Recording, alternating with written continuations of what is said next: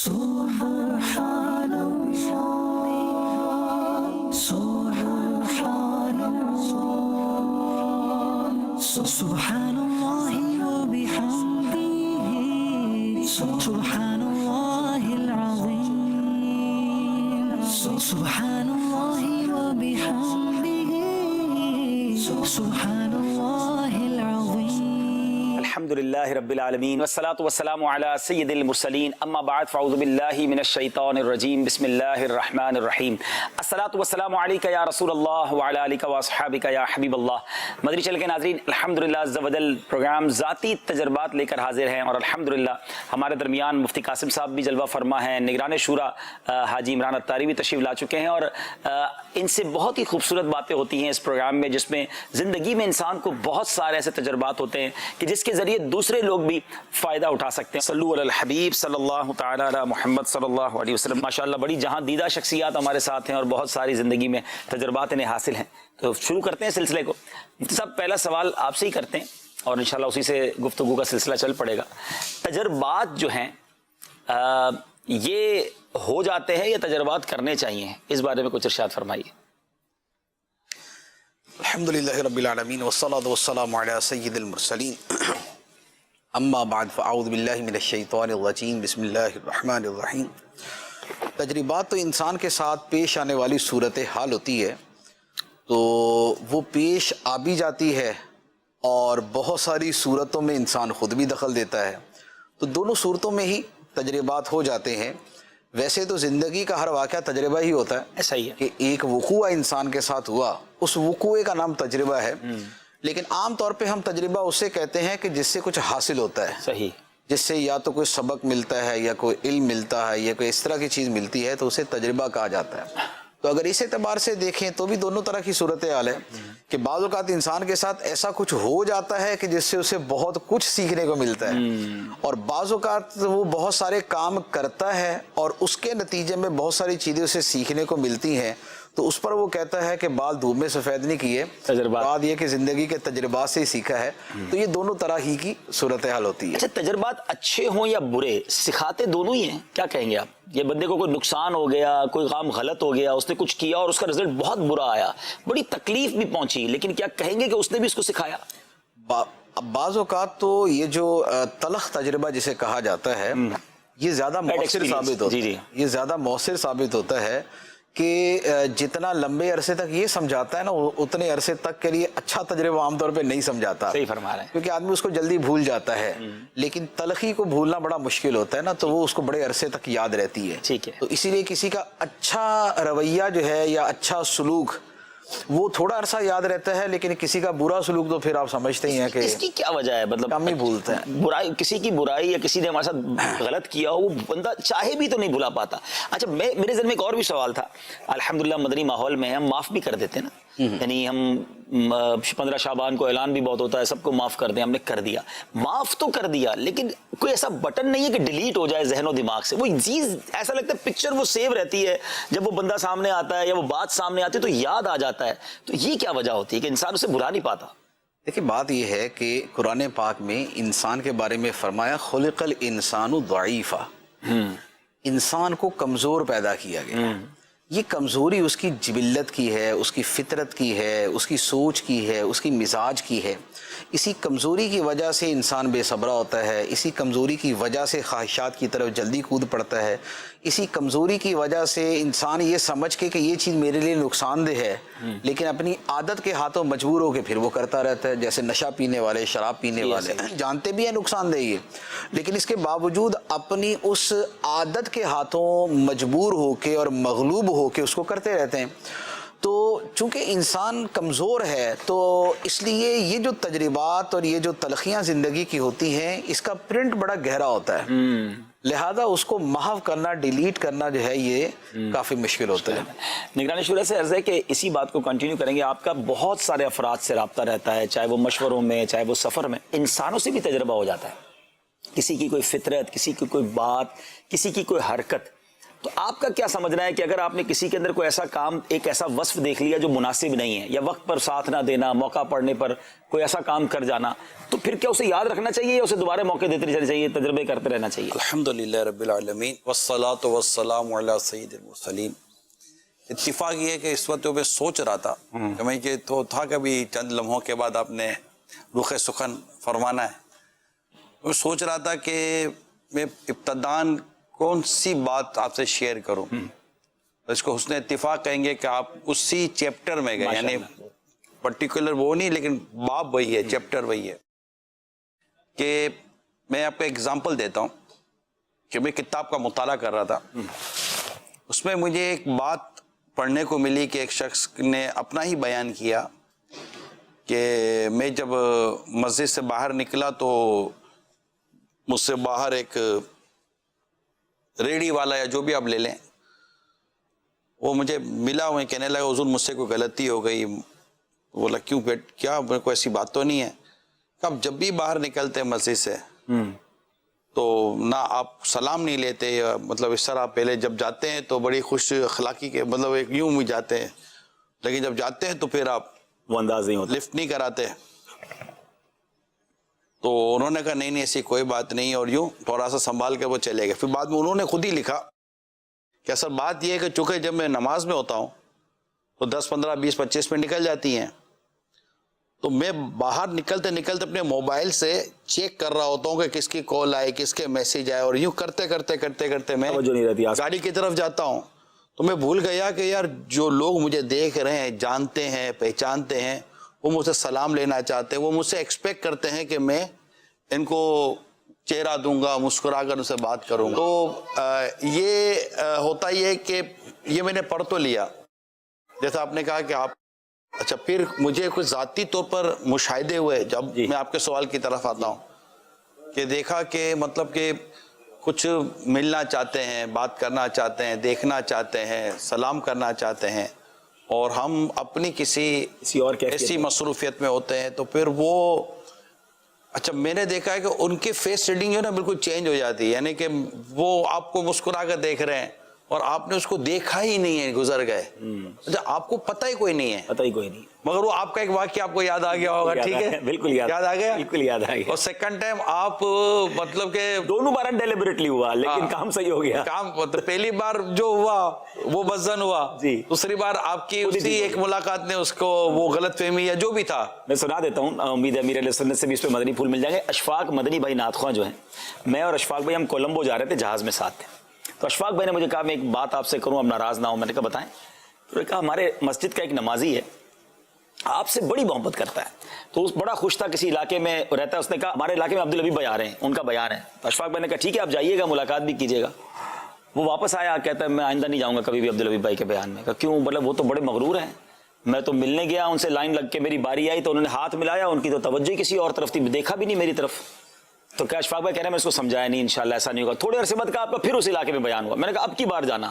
اچھا اشفاق بھائی اللہ کے بندے مجھے نہیں بتاتے کہ پہلے کیا ہو چکا ہے۔ اب وہ بندہ آیا اجتماع میں، اس کے بعد اشفاق بھائی کہہ رہے بہت خوش، کہہ رہے عبدالحبیب بھائی سے مزہ آ گیا، کیا وہ بولو کھڑے ہو کر انہوں نے مجھے سینے لگا لیا۔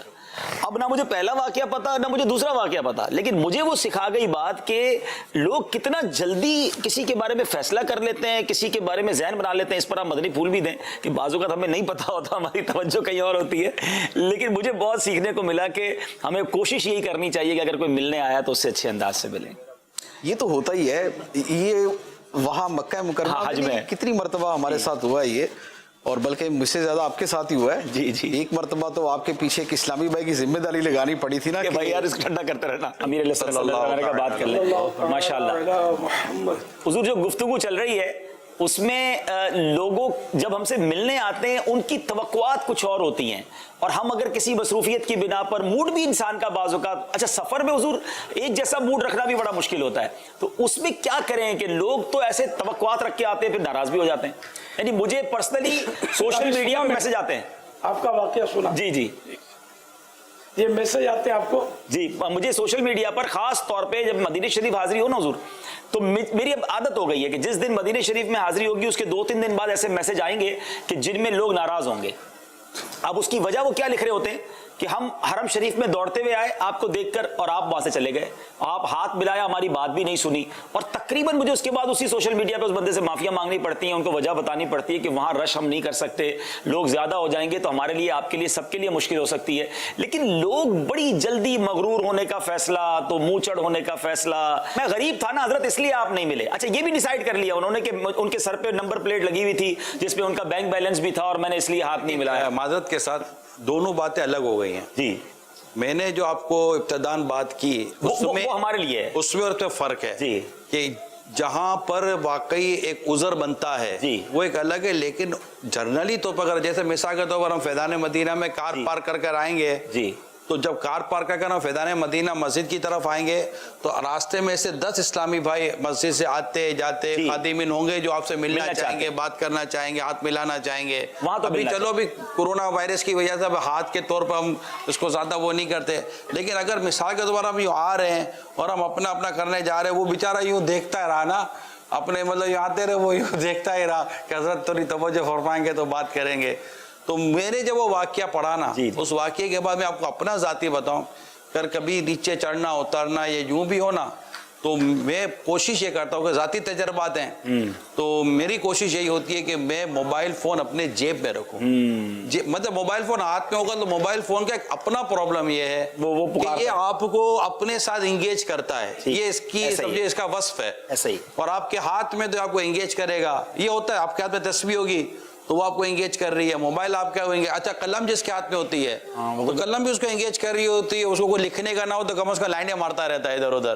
تو یہ ہمارے ایک عجیب سا نیچر ہے. یعنی یہ دو طرف کی باتیں ہو گئی. امیر علیہ سنت سے دونوں طرف کے مدنی پھول لے لیتے ہیں کہ ایک تو بہت اچھی آپ نے بات کی کہ ہمیں لوگ جب نظر آئیں تو ملنے آئے تو توجہ سے پیار سے ملنا چاہیے, لیکن اگر نہ مل سکیں تو لوگوں کو کیا کرنا چاہیے, کیا فرماتے حضور؟ آپ اپنے تجربات بھی کچھ بتائیں نا.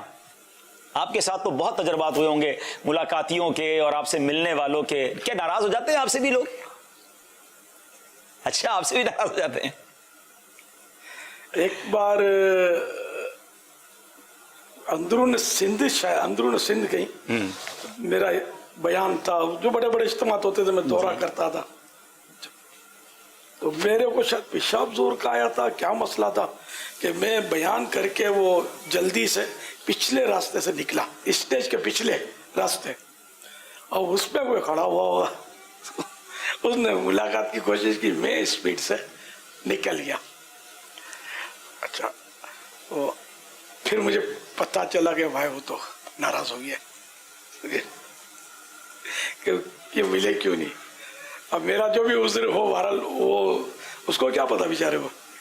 تو خیر پھر میں نے اس کو واپسی, مجھے پتہ چل گیا تو میں واپسی میں بھی وہ موجود تھے, وہ صاحب اچھی طرح میں ان سے ملا کے ترکیب ایسا لگا کہ بن گئی. تو اب یہ کہ انسان ہے, سامنے والوں کو بھی سوچنا چاہیے کہ یار کوئی مجبوری ہوگی, یہ اسپیڈ سے نکل رہا ہے, اس کو کوئی ایک دم یہ پچھلے راستے کوئی تو وجہ ہوگی نا اس کی. تو قریبی گھر میں جا کر میں نے فراغت حاصل کی, پھر واپس میں آیا. تو یہ مطلب ہوتا ہے. اور غلط فہمیاں میرے بارے میں تو مشہور بھی میں ہوا ہوں نا کہ یہ مغرور آدمی ہے, یہ فلاں ہے. مکہ مکرمہ میں خاص کر مدینہ پاک میں بھی, لیکن مکہ شریف میں زیادہ دن ملتے تھے نا, تو ہم علماء کی دعوتیں کرتے تھے. حاجی یافر ڈھونڈ ڈھونڈ کے علماء کو جمع کرتے تھے. تو اس میں پاکستان کے بھی ہوتے, ہند کے, ساؤتھ افریقہ, برطانیہ, جہاں کے بھی مل جائیں. تو اسی طرح علماء کی ہم نے دعوت کی تھی, تو واپسی میں میری عادت تھی کہ مطلب میں ان دنوں ننگے پاؤں رہتا تھا حرم طیبہ میں. تو میں علماء کو چھوڑنے کے لیے میں نے کئی بار ایسا کیا کہ کار تک ان کی جاتا تھا. پاکستان میں بھی یہ کرتا تھا, میں کراچی میں بھی. تو میں مطلب ان کے ساتھ اترا, کوئی عالم صاحب ہند کے تھے, تو ان کو میں نے نیچے یا کار تک شاید چھوڑا. تو پھر پیچھے سے مجھے پتا چلا کہ یار ہم نے تو یہ سنا تھا یہ مغرور آدمی ہے, تو بالکل الٹا ہی معاملہ ہے. تو یوں ایک اچھا امپریشن پڑا کہ ان کی الحمدللہ غلط فہمی دور ہو گئی. تو یہ بھی ہوا ہے, اور وہ بھی ہوا ہے جو میں نے ابھی آپ کو بتایا. تو اب جس کے پیچھے پبلک ہوتی ہے, گیدرنگ ہوتی ہے, تو اس کو زیادہ محتاط رہنا ہوتا ہے. میری آپ نے سنا ہوگا مجھ سے ऐसा भी हुआ है कि मैं इतना मुस्कुराता हूँ बस तकल्लुफ के होंठ दर्द हो जाए। अल्लाह समझे? क्या सुना तो मैंने जी, बयान किया। जी, जी, जी। तो अब ये सैकड़ों हजारों लोग मुझसे मिलते हैं, लाइन लगती है।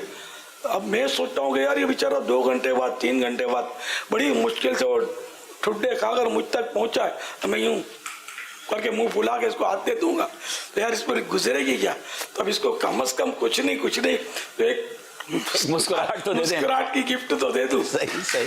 अच्छा, फिर भी कभी क्या होता है, तो आप आ गए तो वो आ गया, तो उसने बातों में लगाना है। ये मिलने वालों की लाइन भी चल रही थी, तो इनको भी मैं माजरत करते यार नहीं, मुझे मसरूफ नहीं करो। फिर कभी जैसे तवज्जो जाती है कि इसको मैंने लिफ्ट नहीं कराई, बेचारा मिल के गया, तो वापस बुलाता हूँ। हाँ माशाअल्लाह, कुछ या कोई कुछ कहना चाहता है और वो सुन नहीं पाता, तो फिर ऐसे कई बार मैं बुलाता हूँ वापस, यार जरा हाँ क्या फरमा रहे थे, जरा जोर से बोले। तो यूं करके तो फिर वो बंदा यार सारी रात यानी कि इंतजार किया, टोकन दिया, इतनी मेहनत से बारी आई, तो यार हाथ भी से नहीं मिलाया इसने। तो इस तरह पता नहीं, तो ये कि हम लोग वो लोग हैं क्योंकि हमारे बारे में लोगों का एक इमेज बना हुआ है।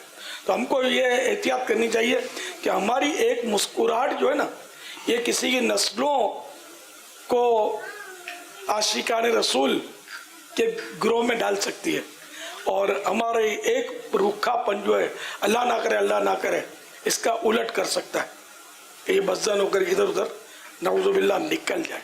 लेकिन ये कि आमतौर पे शख्सियात में ये होता है। लेकिन ये कि शख्सियात जो होती है ना, इसमें 2 तरह की शख्सियात है, एक दुनियावी एक दीनी। दुनियावी शख्सियात क्या करती हैं, मैं कहता हूं उनसे भी दर्स लेना चाहिए कि जब ये इलेक्शन लड़ते हैं ना, तो ये मैंने देखा है, इलेक्शन में होंगे ना, इलेक्शन लड़ रहे होंगे, जिन दिनों कैंपेन चल रही होगी, तो ये निकलेंगे ना, तो खामा का लोग खड़े हुए ना यूं कर रहे होते हैं, कोई घास डालेगा, घरों पे भी चले जाते हैं, इयादत के लिए भी जाते हैं। इलेक्शन से पहले जिससे मिलना आसान होता है, उससे पहले तो सबके घरों पे जा रहे होते हैं। अब मतलब ये यूं करने का मतलब कोई इनको लिफ्ट कराए कि नहीं कराए, यानी कि उस कुर्सी की इतनी उन पर मतलब यानी कि धुन सवार होती है, तो यूं बेचारे करके जा रहे होते हैं। ये अलग बात है कि बाद में जोड़े के साथ है, इनसे मुलाकात ना करें जिनसे, तो इनसे तो हमको हमारा इलेक्शन जो है ना, ये फॉरएवर है। वाह, हम ये समझे कि हमको तो लोगों को लिफ्ट देनी, क्योंकि हमको मतलब मस्जिदों में लाना है इनको, माशाल्लाह। हमसे बच जानोगे कहीं इधर उधर निकल जाएंगे। इसलिए मजहबी लोगों को तो बहुत एहतियात करनी है, और मजहबी लोगों में एहतियात कितनी है कितनी नहीं है, अब इसका तबसरा क्या करूं, हर एक अपने ऊपर गौर करे। नहीं करते, मतलब एहतियात नहीं करते। ये आप जिस पर दुनियावी तौर पर मिसाल दे रहे हैं ना, अब आपको भी इस बात, अब मैं तो अब जो मैं अर्ज कर रहा हूँ ना, ये सबके ज़ाती तजर्बात हैं, मोस्टली करोड़ों लोगों के ज़ाती तजर्बात हैं कि जब हम मोबाइल कंपनी में फ़ोन करते हैं तो कस्टमर सर्विस का भी एक अलग है, बटन दबाओ तो वो कस्टमर सर्विस जो भी उठाता है। अब आप उससे मुफ्ती साहब 15 मिनट 20 मिनट जितना बात करनी है करें, आप मजा लेके वो सामने आपको कोई भाई क्या है भाई बोल तो दिया, समझा तो दिया, कितनी बार पूछोगे, कितनी बार बताएं, बदतमीजी करते हैं, उसका जवाब भी वो देते। फिर आखिर में इनका जो जुमला होता है ना, आपका शुक्रिया और कोई काम है, ये बोरे बाप रे बाप जो एंड करते हैं। तो ये जो सर्विसेज देने वाले जो लोग होते हैं, इनका तो ये देखा है, और सबको अब डेफिनेटली उनको इनकी सैलरीज मिलती हैं, और फिर शायद उनका कॉन्सेप्ट ये होता है कि कुछ तो प्रॉब्लम नहीं, मैं एक तरह इनका भी पीछे कोई ना कोई प्रॉब्लम होगा कि जिसकी वजह से अब रिकॉर्डिंग भी शुरू हुई है। जी जी जी, कि ताकि अगर कस्टमर कंप्लेन करे तो हम पकड़ सके। लेकिन मोस्टली ऐसा देखा गया है अमील सुन्नत को कि हम सबको इस बात के ज़ाती तजर्बात है, बल्कि अमील सुन्नत तो कई दफ़ा मुझे मिसालें भी दे चुके हैं कि जब वो बोर्डिंग पास तक हम लेते हैं और जब उसके बाद हम इमिग्रेशन से गुजरते हैं, तो जो उस वक्त इमिग्रेशन पे बैग खोलना न ये न चेकिंग, तो कभी इमामा उतारो तो कभी जेब खाली करो, तो बैग तो बार बार 4 चक्कर लगाएंगे, ये लगाएंगे। लेकिन जैसे ही आप जहाज के अंदर दाखिल होते हैं, मेहमान बन गया, उस वक्त का जो स्टाफ होता है वो वेलकम न पता जो उसकी वो होता है, कोशिश करते हैं कि सारी पीछे की तकलीफ थकन जो है ना ये उतार दिया, थकन दूर हो जाती है। अच्छा, इसमें जो है ना ये बात समझ आ रही है कि मुझे जो फील होता है, जैसे कस्टमर सर्विस वाली आपने मिसाल दी, وہ لوگ جو لوگوں کو پراپر جواب نہیں دے پاتے یا اتنا جس کو آپ کہیں مسکرا کر نہیں مل پاتے، وہ یہ چاہ رہے ہوتے ہیں کہ ہم زیادہ لوگوں کو ٹریٹ کریں. میں نے امیر علیہ السلام کی بھی طبیعت میں دیکھا ہے کہ کوئی ایک آ گیا نا تو اس کو پورا مطمئن کرنا ہے، اور سب کسٹمر سروس والے بھی چاہے اس کو 10 منٹ لگ رہے ہیں. اب اگر مثال کے طور پہ کوئی ایسا میرے جیسا آدمی کہ یار مجھے 1 منٹ میں 15 آدمی نپٹانے ہیں، تو اس کو تو ہر چوتھا جملہ چبھ رہا ہوگا بھائی رکھنا بھائی فون، دوسرے کی باری ہے.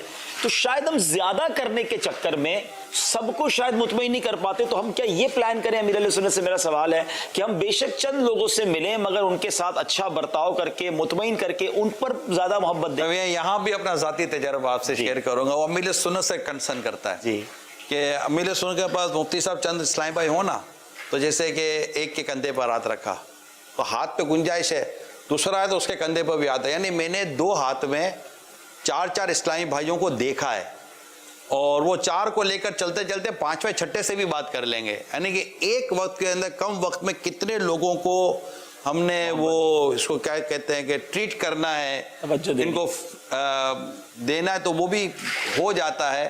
اس کا بھی ڈھنگ آنا چاہیے. بہت یہی اصل پرابلم ہے کہ یہ آنا چاہیے، اور یہ آئے کیسے یہ سمجھنے کی ضرورت ہے. یہ مین چیز ہے. میں ڈیوٹی لگاتا تھا جب جیسا ہم مل کے چلتے ہوتے تھے نا، کہ کیونکہ میرا یہ بھی ایک پرابلم ہے کہ ایک کو اگر میں نے پکڑا یا کوئی لفٹ کرائی نا تو پھر وہی ہے، اس نے جانا نہیں ہوتا. تو میں یہ ڈیوٹی لگاتا تھا کہ میں ایک کو پکڑوں گا تو چند لمحوں کے بعد آپ اس کو لے جانا اور دوسرا میرے ہاتھ میں دے دینا. کیا یوں بھی ہم تبادلے ہوتے تھے، مطلب سب کی تھوڑی تھوڑی باری آئے. ماشاءاللہ. تو یوں بڑا فائدہ ہوتا تھا. شروع سے جب دعوت اسلامیہ ہم جاتے تھے تو وہ 4 5 کے جو حاجی عمران بولو، میں ان کو یوں لے کر ہم قافلوں میں یوں لے کر چلتا تھا. ادھر بھی کوئی انگلیاں لگا دیتا تھا، کوئی چلتا ہوتا کندھے کو اس کی. وجہ احساس تھا کہ یار کوئی اپنے سے مطلب بدظن نہیں ہونا چاہیے، یا اس کا دل ٹوٹنا نہیں چاہیے، اس کو پیار ملنا چاہیے، شفقت ملنی چاہیے، تاکہ یہ مطلب ہمارے ساتھ لگا رہے، ادھر ادھر نہ ہو. اس بات کا جو ہے نا ذاتی تجربہ مجھے بہت کلوزلی جو ہے نا سفر حج پہ ہوا. امیر علیہ سنت سے یوں تو رابطہ رہتا ہے، لیکن اس طرح 17-18 دن جب ہم ساتھ رہے نا، تو میں نے نگران شورا کو کہا، حضرت صاحب کو بھی میں نے کہا، امیر علیہ سنت کو کہا، آپ کی زندگی تو اسی میں گزر رہی ہے کہ اس کو برا نہ لگ جائے، اس کا خیال رکھنا ہے. دیکھو اس کو فون کر دو، وہ ابھی تک نہیں آیا تو طواف میں تو ٹوٹلی یوں مطلب میں تو یہی دیکھتا، میں تو ان کو کہتا تھا، میں نے کہا یار کتنا تحمل ہے طبیعت میں، وہ آ جائے تو طواف شروع کریں گے. تحمل میں بڑا پرابلم. میرے ساتھ میری سپیڈ، اچھا یہ سپیڈ والا آدمی یہ 1 گھنٹے میں یہ پتہ ہے 1 گھنٹے میں کہاں سے کہاں پہنچ جائے. جب میں کہوں ابھی سٹارٹ ہی نہیں ہو رہا ہے کوئی چیز، اچھا اس کا انتظار، وہ اس کو برا لگ جائے. میں صاحب امیر علیہ سے کہا، میں نے کہا آپ کتنا خیال رکھتے ہیں کہ وہ آ جائے، اس کو بلا لو، وہ اچھا وہ دیکھو وہ دیکھ رہا ہے، مطلب اس میں بہت سارے کھانے پہ وہ ہونا چاہیے، تو فلاں کو فون کر دو، اس کے لیے گاڑی. میں نے یہ کتنا کلوزلی دیکھا نا امیر علیہ سنت کو دن رات ساتھ رہ کر، کہ ماشاءاللہ اس کے فوائد ہمارے سامنے، امیر علیہ سنت کمال ہے کہ کسی کو برا نہ لگ، اسی میں ہی زندگی لگتا ہے. مین جو آپ کی ماشاءاللہ شفقتیں، اللہ آپ کو سلامت رکھے. اور آپ سوال ہے مفتی صاحب کے کوئی ذاتی تجربات ہو؟ وہ گاڑی والا تو آپ کا بھی تو واقعہ ہی ہے نا، جو امیر علیہ سنت نے سردار آباد میں جو آپ کو بٹھایا، آپ نے بتایا تھا واقعہ اپنا بھی. میں تو ذاتی مقالات عرض کر دیتا ہوں، ذاتی تجربات تو امیر علیہ سنت کی طرف سے. دیکھیں ابھی میں عرض کروں کہ ابھی جو گفتگو ہو رہی تھی نا کہ کسٹمر سروس والے جو ہیں وہ اس طرح آدمی کو مطمئن کرتے ہیں، وقت دیتے ہیں. اور دوسری بات آپ نے فرمائی تھی کہ ایسا لگتا ہے بھائی یہی کام ہے کہ آپ ملاقات کرتے رہیں. دونوں کے پیچھے ایک یوں کہہ لیں کہ ایک اصول ہے، یا ہر ایک کے پیچھے ایک اصول ہے.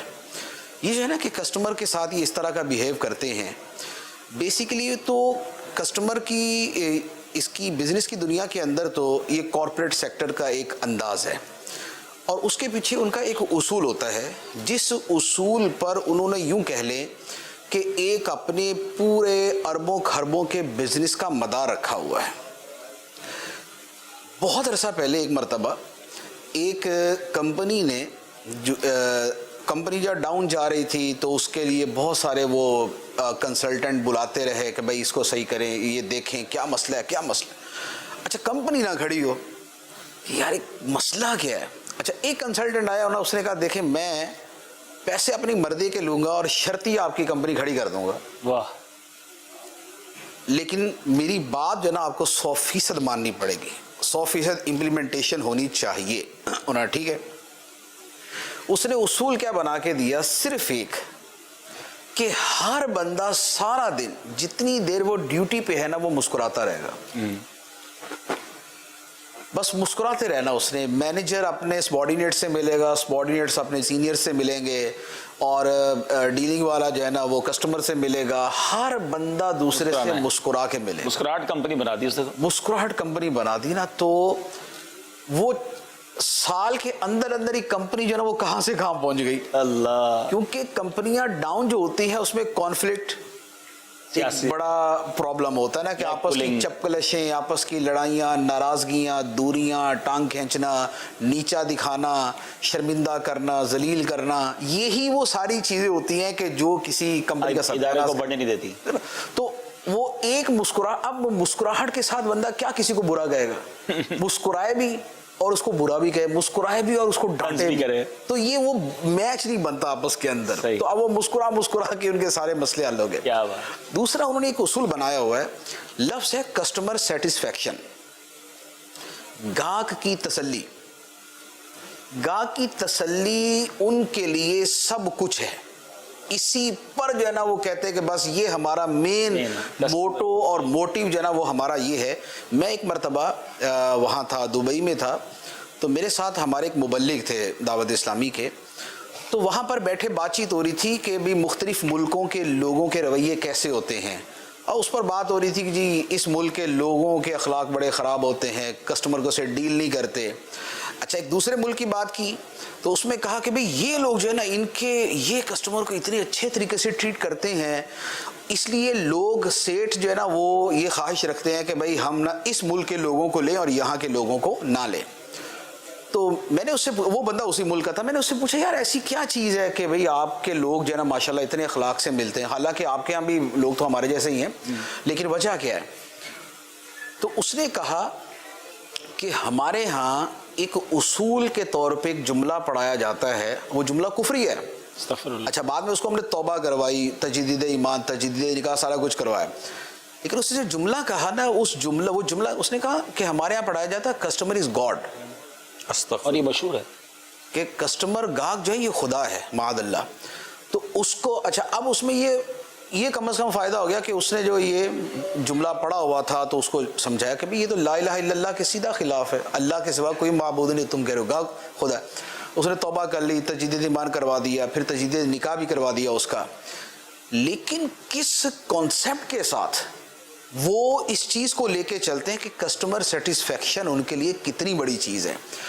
ہمارے ہاں جو ہے چونکہ عمومی رویہ یہ ہوتا ہے کہ جو بندہ جس شعبے میں ہے اگر تو یہ اس کا محتاج ہے، پھر تو اس پہ اخلاق بھی برسے گا، پیار بھی برسے گا، لاڈ بھی برسے گا، شفقت بھی برسے گی، زبان بھی شیریں ہوگی، میٹھی ہوگی، شہد ٹپکے گا۔ نہیں صرف باس نہیں، شعبے کا باس نہیں، یعنی اس کا گزر بسر، اس کی زندگی شعبے سے متعلق ہوگا۔ ابھی جیسے میرے علیہ السلام نے فرمایا نا کہ جس نے الیکشن میں کھڑے ہونا ہوتا ہے تو وہ لوگوں سے یوں ملتا ہے، تو یہ کیا ہوتا ہے اس وقت یہ ان کا محتاج، ووٹ چاہیے، یہ ان کا محتاج ہے، لہذا چونکہ اس کی حاجت ان سے منسلک ہے تو لہذا یہ ان کے سامنے ایسا ہے۔ اچھا جونیئر چونکہ سینئر کا محتاج ہوتا ہے، اور آفس میں عام بندہ چونکہ اپنے باس کا محتاج ہوتا ہے، لہذا یہ اس کے ساتھ اس طرح بیہیو کرتا ہے۔ ایک واقعہ بڑا، ایک باس دفتر میں بیٹھا ہوا تو لطیفے سنا رہا تھا۔ اچھا اس نے ایک لطیفہ سنایا تو ایک بندہ بیٹھا ہوا تھا اور سارے اس کے لطیفے پہ ہنس رہے تھے، ایک بندہ بیٹھا ہوا تھا تو اس پہ ہنسا ہی نہیں۔ صحیح۔ اس نے کہا یار تم کیوں نہیں ہنسے بھائی لطیفے کے اوپر؟ اس نے کہا سر میرا ٹرانسفر ہو گیا اور اب آپ کے لطیفوں پہ ہنسنا میرے اوپر واجب نہیں ہے۔ وہ ہنستا ہی اس لیے تھا، سارے اسی لیے ہنس رہے ہوتے تھے کہ وہ سارے اس لیے ہنس رہے تھے کہ یہ باس ہے تو لہذا اب یہ جو بھی الٹی سیدھی ہانکے گا اس پہ ہنسنا ہی ہنسنا ہے، نہیں ہنسیں گے تو لہذا ٹرانسفر ہو چکا تو اب ضرورت کیا فرماتے حضور آپ؟ کیا بات ہے، ٹرانسفر ہو گیا ہے۔ انشاءاللہ کچھ کالز بھی لیتے ہیں حضور۔ جی مرکز اولیاء لاہور سے عرض کر رہا ہوں، ماشاء اللہ آج کے ذاتی تجربات میں 4 چاند لگ گئے ہیں، کیونکہ الحمدللہ امیر اہل سنت کی آمد، مرحبا مرحبا۔ میرا امیر اہل سنت کی بارگاہ میں سوال یہ ہے کہ آپ نے نگران شورا اور مفتی قاسم صاحب اور عبدالحبیب بھائی کے ساتھ کوئی ایسا مفتی شریف کا واقعہ ہو جو آپ کے ذاتی تجربات میں ہو اور یادگار ہو تو وہ بیان فرما دیں۔ دعائے مغفرت کا طلبگار محمد آصف اتاری، جزاکم اللہ خیر۔ آپ ہم تینوں کا کوئی یادگار واقعہ میں بیان کروں، یوں فرما رہی ہیں سائل؟ جی ہم کو تو ایسا ہی لگا ہے۔ یعنی کیا ہے؟ جی انہوں نے یہی کہا ہے کہ آپ کا ہم تینوں کے ساتھ کوئی ایسا ہو واقعہ ہو جو آپ کو یاد ہو یا تجربہ ہو۔ یعنی آپ تینوں کے ساتھ جی جی جی میرا واقعہ، وہ تو ایک تو نہیں ہو، سر بے شمار واقعات ہوں گے، تلخ و شیریں ہر طرح کے ہوتے ہیں واقعات، تو انڈرسٹوڈ ہے، مطلب اب سارے تو شیریں تو نہیں ہوتے نا، اب وہ یہ کہ تلخ بتائے نہیں جاتے، ویسا کوئی یعنی کہ واقعہ جو سب کے لیے مفید بھی ہو۔ ماشاءاللہ یاد اس وقت تو نہیں آ رہا مجھے، ماشاءاللہ۔ یاد دلا دیں حاجی عمران کے ساتھ زیادہ ہوا، ان کے گھر پہ تو ڈیفینس میں بھی رہا ہوں، آپ کے یہاں بھی رہا ہوں میں 8 مہینے تقریباً، لیکن آپ چھوٹے تھے اس وقت۔ جی مجھے تو بس وہ دنوں رات یاد ہیں کہ تقریباً 10-11 بجے سونا ہوتا تھا، پھر جلدی اٹھنا ہوتا تھا، پھر صبح 10-11 بجے تک مشوروں کا نظام چل رہا ہوتا تھا، آپ کا تحریری کام الگ چل رہا ہوتا، مکتوب کے جواب الگ چل رہے ہوتے تھے۔ وہ تو دو ایک عجیب ہی وقت گزرا تھا آپ کے ساتھ، عجیب ہی وقت گزرا تھا۔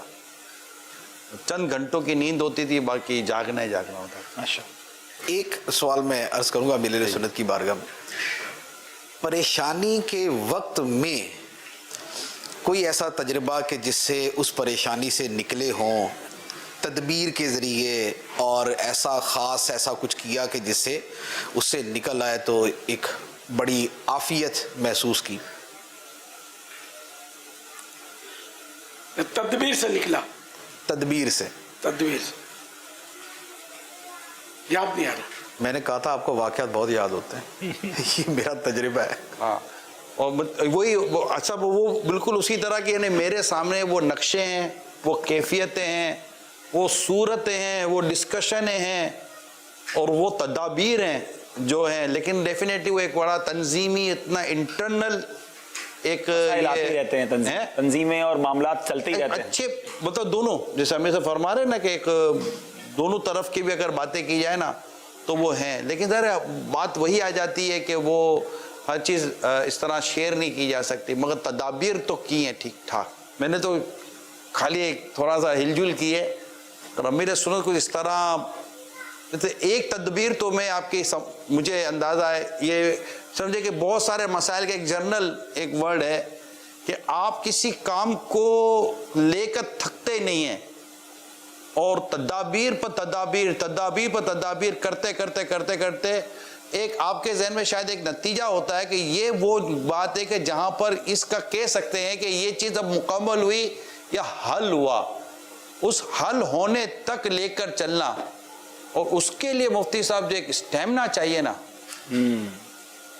پریشر لینا اسٹیمنا چاہیے، یہ ہے جو کہ کئی واقعات پر اس کو بنیاد بنا کر کئی واقعات بنے ہیں۔ یہ ہر ایک کے لیے طرح تھک جاتے ہیں ہم لوگ، اور راستے میں ہم لوگ چیزوں کو چھوڑ دیتے ہیں۔ یہ کیا فطری چیز ہوتی ہے، یہ بھی سیکھنے اور تجربات سے آتی ہے؟ یہ تو مطلب مجھے تو ان کے ساتھ یہ تو بہت کچھ دیکھنے کو ملا ہے۔ عام طور پہ یہ کہ آدمی کی فطرت میں بعض چیزیں ہوتی ہیں کہ جس کی طرف اس کا اتنا توجہ نہیں ہوتی، لیکن یہ وہ اس طرح چل رہا ہوتا ہے، اپنی زندگی گزار رہا ہوتا ہے۔ دوسری فطرت والی جو آپ نے بات کی ہے، اس میں ایک چیز میں سوال یہ پوچھنا چاہ رہا ہوں کہ انسانوں سے جب رابطہ کرتا ہے تو کچھ لوگوں کے ساتھ اسے تجربات ہو جاتے ہیں، یعنی کوئی شخص جو ہے وہ اس کا یوں سمجھیے کہ وقت پڑھنے پر وہ دھوکہ دے جاتا ہے یا تکلیف پہنچا دیتا ہے یا غصہ آنے پر بالکل بدل جاتا ہے، یعنی ایسا ہمیں تو بڑا شریف لگ رہا ہوتا ہے، غصے میں اس کا وہ حال ہو جاتا ہے کہ ہم حیران ہو جاتے ہیں۔ تو کیا ایسے لوگوں کے بارے میں جب ہمیں ایسا کوئی تجربہ ہو چکا ہے تو کیا یہ بندہ بدل سکتا ہے یا اس کو دوبارہ ہمیں موقع دینا چاہیے یا ان تجربات سے فائدہ اٹھا کر اس طرح کے کام اسے نہیں دینے چاہیے؟ کیونکہ اتنی بڑی تنظیم ہے آپ کے پاس تو بہت تجربات ہوں گے. ہاں یہ کہ بعضوں کا تو بدلتا بھی ہے، بعضوں کا نہیں بدلتا. جیسے فطرت جبلت یہ تبدیل نہیں ہوتی. اب یہ وہی فطرت ہے جو تبدیل نہیں ہوتی، اس کا فیصلہ بھی کون کرے؟ تو اس لیے وہ کہ اس کو اس کے مطلب یعنی کہ جو حیثیت ہے نا اس کے مطابق اس کو کام دیا جائے موقع کی مناسبت سے.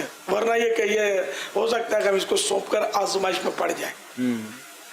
اور کوئی اور ہمیں مشورہ دے کہ یار میرے ساتھ ایک واقعہ ہوا تھا اس بندے کے ساتھ، تم احتیاط کرنا، اور ہم اس کی بات نہ مانیں اور اس پر وہی کام کر لیں تو بعض اوقات واقعی دھوکہ بھی کھاتے ہیں. ہوتا وہی ہے جو اس کے ساتھ بھی ہوا تھا اور ہم اس کو ایکسیپٹ نہیں کر رہے ہوتے. تو دوسروں کے تجربات سے بھی فائدہ اٹھانا چاہیے. جی ماشاءاللہ. اور کالز بھی شامل کرتے ہیں.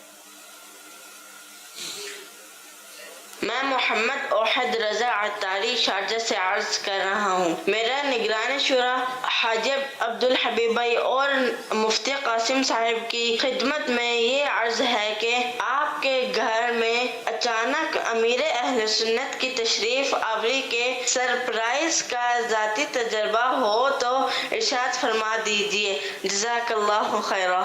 ماشاءاللہ ماشاءاللہ. میرا خیال ہے شاید ہم دونوں کو تو ہوگا، مفتی صاحب کو تو شاید وہ ایئرپورٹ والا ہے نا آپ کا، تو جو سرپرائز ہوا تھا آپ کے ساتھ حج پہ. ہاں وہ بتائیں نا وہ کیا ہوا تھا. وہ یہ تھا کہ جب پہلی مرتبہ حج پہ جانا تھا 2006 میں، تو اس وقت غالباً نگرانی شورا ہی کی کال آئی تھی کہ آپ یہاں سے آستانے سے ہوتے ہوئے جائیے گا.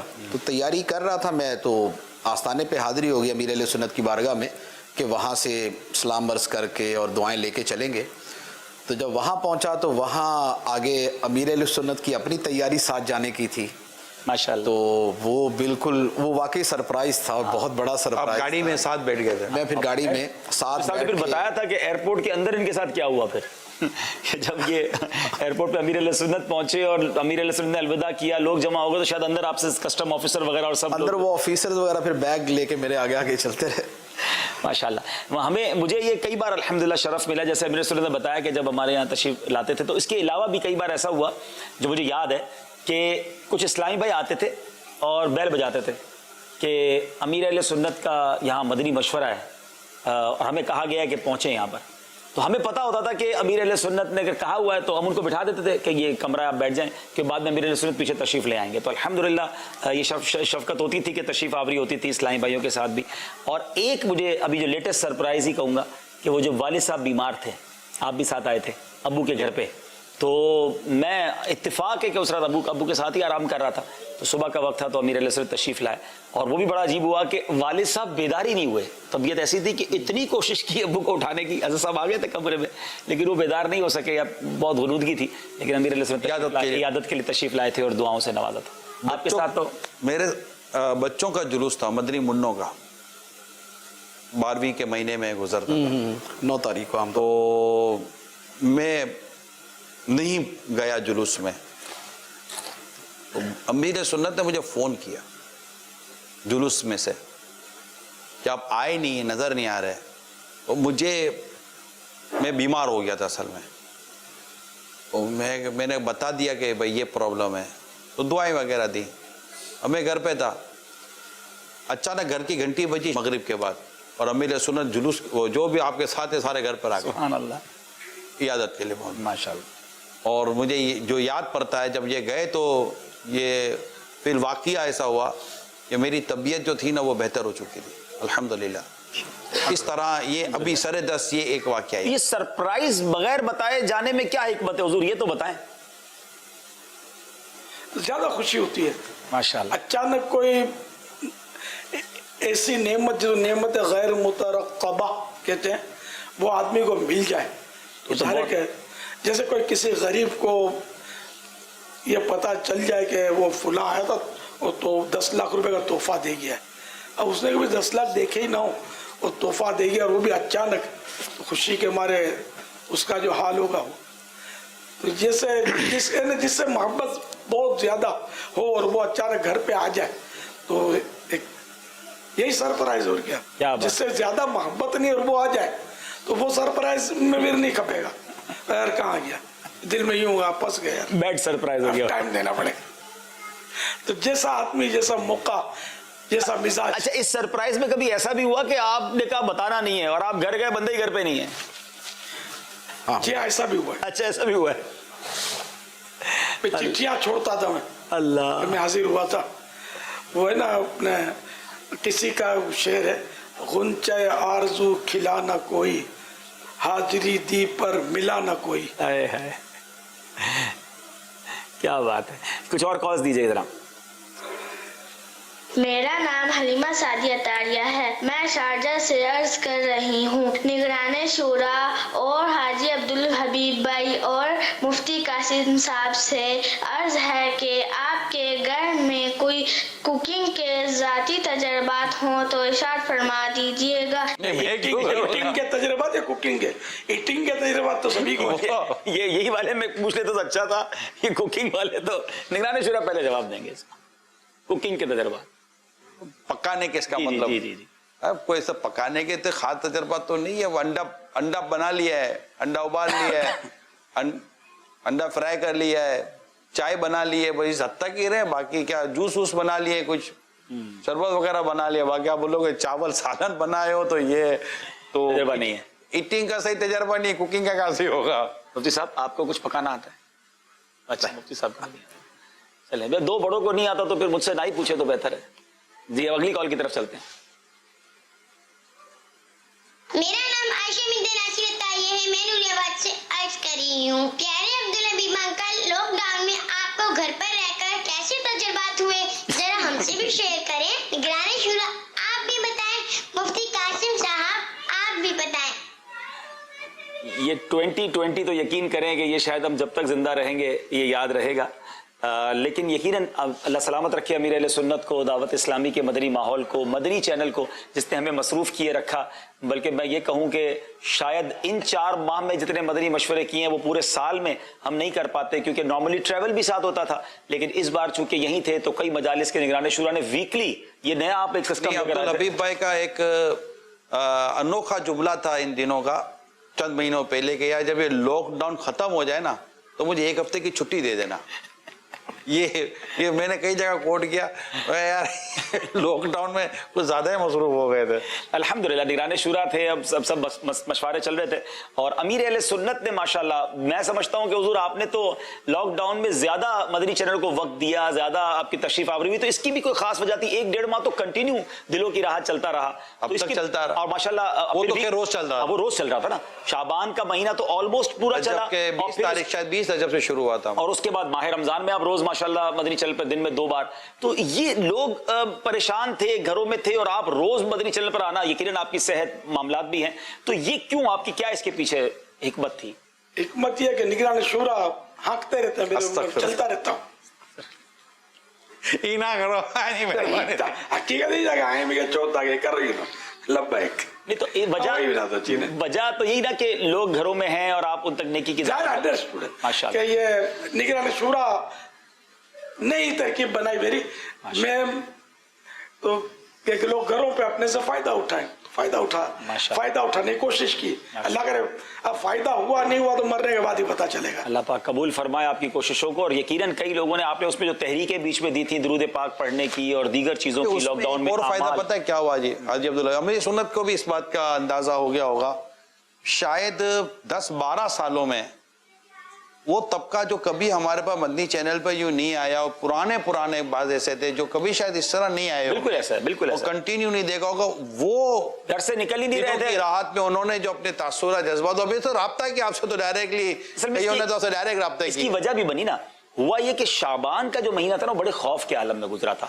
लोगों को मौत बड़ी करीब से नजर आ रही थी, तो अब वो फिल्मों ड्रामों वाला चैप्टर थोड़ा सा कम हो गया था, और उसके बाद ऑप्शन मदनी चैनल बचता था, और अमीर अहले सुन्नत रोज तशरीफ ला रहे थे, और घर में एक आधा देखने वाला था, बाकी घूमने फिरने जा रहे होते थे। अब वो सारे ही बैठ गए, तो यूं हमें बहुत अच्छी व्यूवरशिप घर की पूरे अफराद की मिली, और नो डाउट इससे अल्हम्दुलिल्लाह दावत इस्लामी का पैगाम भी पहुंचा। फिर उन दिनों हमने वेलफेयर के काम किए, तो वो सारी चीजें अल्लाह की रहमत से डिलीवर हुई अल्हम्दुलिल्लाह। हैरत अंगेज तौर पर मेरे कई पुराने दोस्त दस्तयाब हो गए। जी, कहां से कॉलें आई माशाल्लाह, आप नाम लेते थे और उनकी थोड़ी देर बाद या दूसरे दिन मैसेज आ जाता था। ये अल्हम्दुलिल्लाह माशाल्लाह। और कॉल्स दीजिए। माशाअल्लाह मदनी चैनल का सालाना सिलसिला ذاتی तजर्बात माशाअल्लाह तशरीफ ला चुका है। अल्लाह पाक बरकतें अता फरमाए। शुदा हाजी इमरान हाजी अब्दुल हबीब भाई और मुफ्ती कासिम साहब की बारगाह में सवाल अर्ज है, क्या आपको कभी गुर्बत का भी तजर्बा हुआ है? गुर्बत के दिन आपने गुजारे हों तो क्या आपने गुर्बत के दिन गुजारने में सीखा? तो अगर अभी कोई गरीब आपको देख रहा हो, सुन रहा हो, तो उसको आप क्या मशवरा देना चाहेंगे कि वो गुर्बत में क्या करे तो वो उसके भले दिन आ सकते हैं? तो कोई अगर इस हवाले से आपकी ذاتی तजर्बात हो तो वो भी हमें बताइएगा। मुफ्ती साहब, पहले सवाल में भी आपका जवाब नहीं मैं ले सका था, वो आपका लॉकडाउन में तजर्बा, हालांकि ये पहले हम डिस्कस कर चुके हैं इस टॉपिक। इसका भी जवाब देना चाहिए, हाँ, जो भी सवाल हो। इसका भी होगा, मैंने कहा पहले वाले का भी और इसका भी, दोनों का भी साथ दे दो। देखो, वो गुर्बत के तजर्बे की जो बात की है ना, तो बात ये है कि जैसे वो एक जुमला है कि अंदर का मौसम अच्छा होना चाहिए, बाहर की खैर है। वाह। तो अगर बंदे का अंदर का मौसम अच्छा हो ना, तो बाहर फिर गर्मी धूप बारिश कुछ भी हो तो आदमी सेट रहता है। और अगर अंदर का मौसम ही खराब है, आदमी का दिल बुझा हुआ है उसका, और बिल्कुल जो है ना वो एंग्जाइटी और स्ट्रेस की तरफ है, तो बाहर भले उसको जितने मर्जी अच्छे माहौल में ले जाए, बड़ा कम असर पड़ता है उसका। तो गुर्बत और अमीरी जो है, इसके साथ बेसिकली ताल्लुक जो है ना वो खुशी का है, सहूलत का है। और खुशी का जो ताल्लुक है उसका हकीकी ताल्लुक है इंसान की सोच के साथ, कि सोच को जिस चीज के साथ आप खुशी में वाबस्ता कर दें, उसी शय के अंदर खुशी मिलना शुरू हो जाती है। अब अगर एक आदमी ने अपने जहन में अपनी खुशी को कारों के साथ, बंगलों के साथ, सैरो सियाहत के साथ जोड़ दिया, अब ये चीजें उसको मिलेंगी तो उसको खुशी मिलेगी, वरना उसको खुशी नहीं मिलेगी।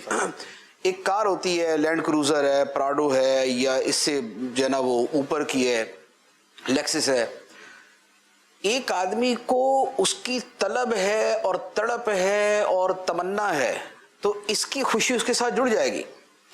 लेकिन अगर मुझे नहीं है उसकी, तो मेरे सामने 100 गाड़ियां गुजर जाएं, परवाह नहीं, मुझे कोई मसला नहीं।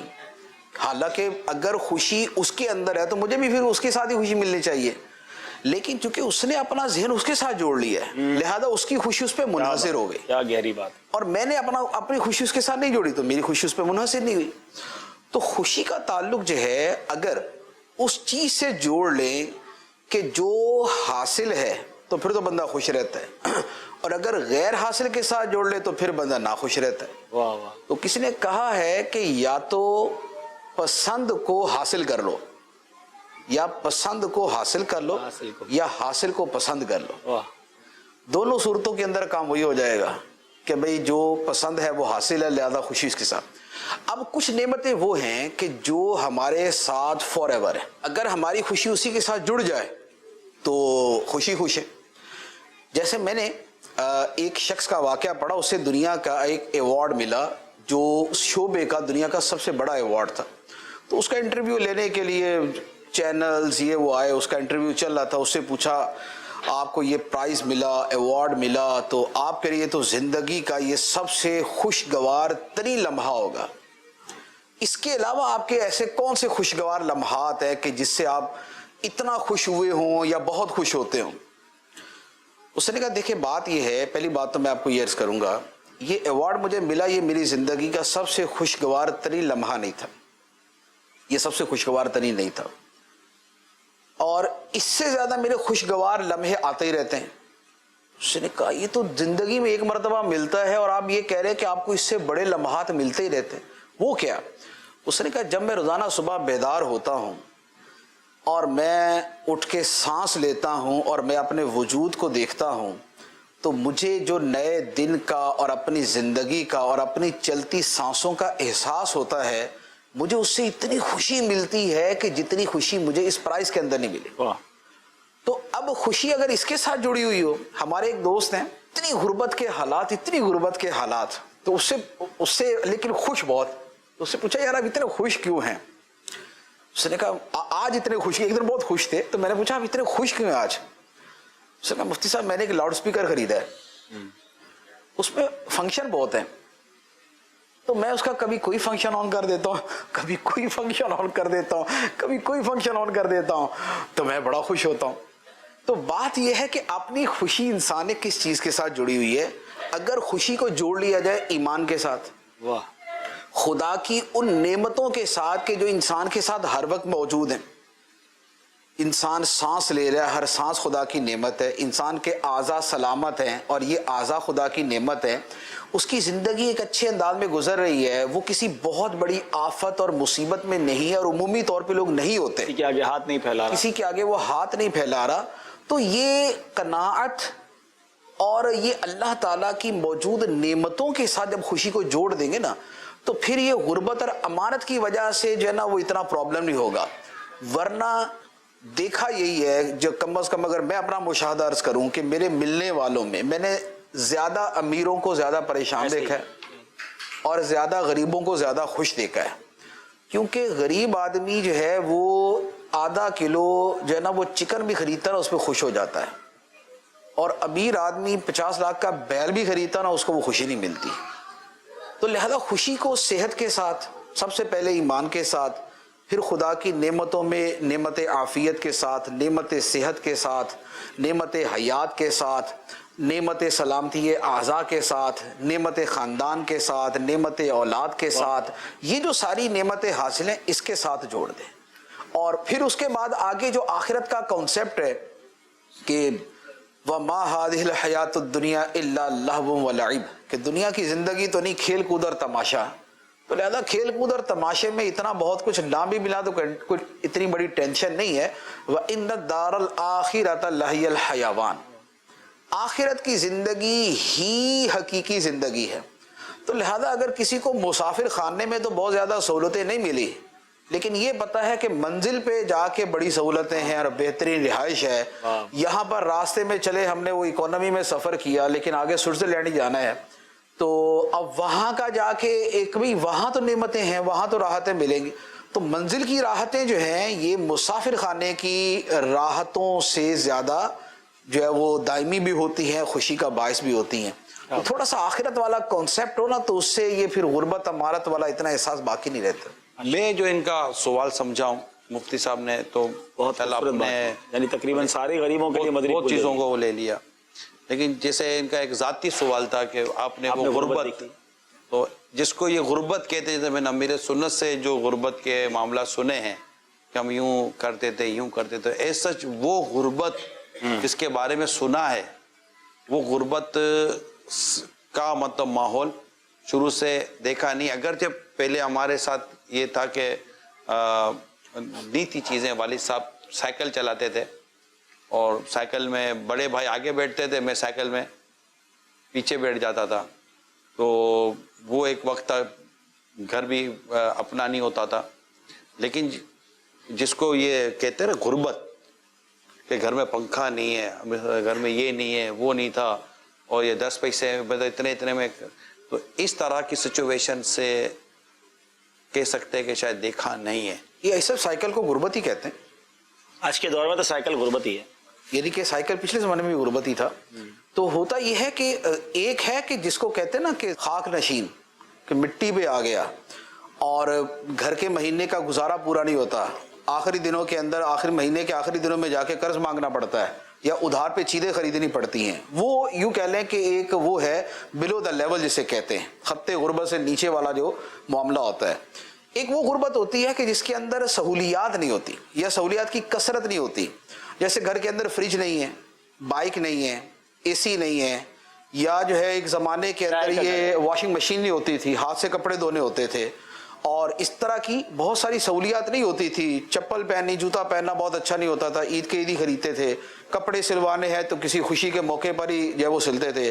گوشت گھر میں مہمان کی آمد پہ ہی آتا تھا. یہ جو کیٹیگری ہے بھارت، اس کو غریبی کہا جاتا ہے، اور اس غربت سے تو تقریباً پچھلے زمانے میں اکثریت گزری ہوئی ہے.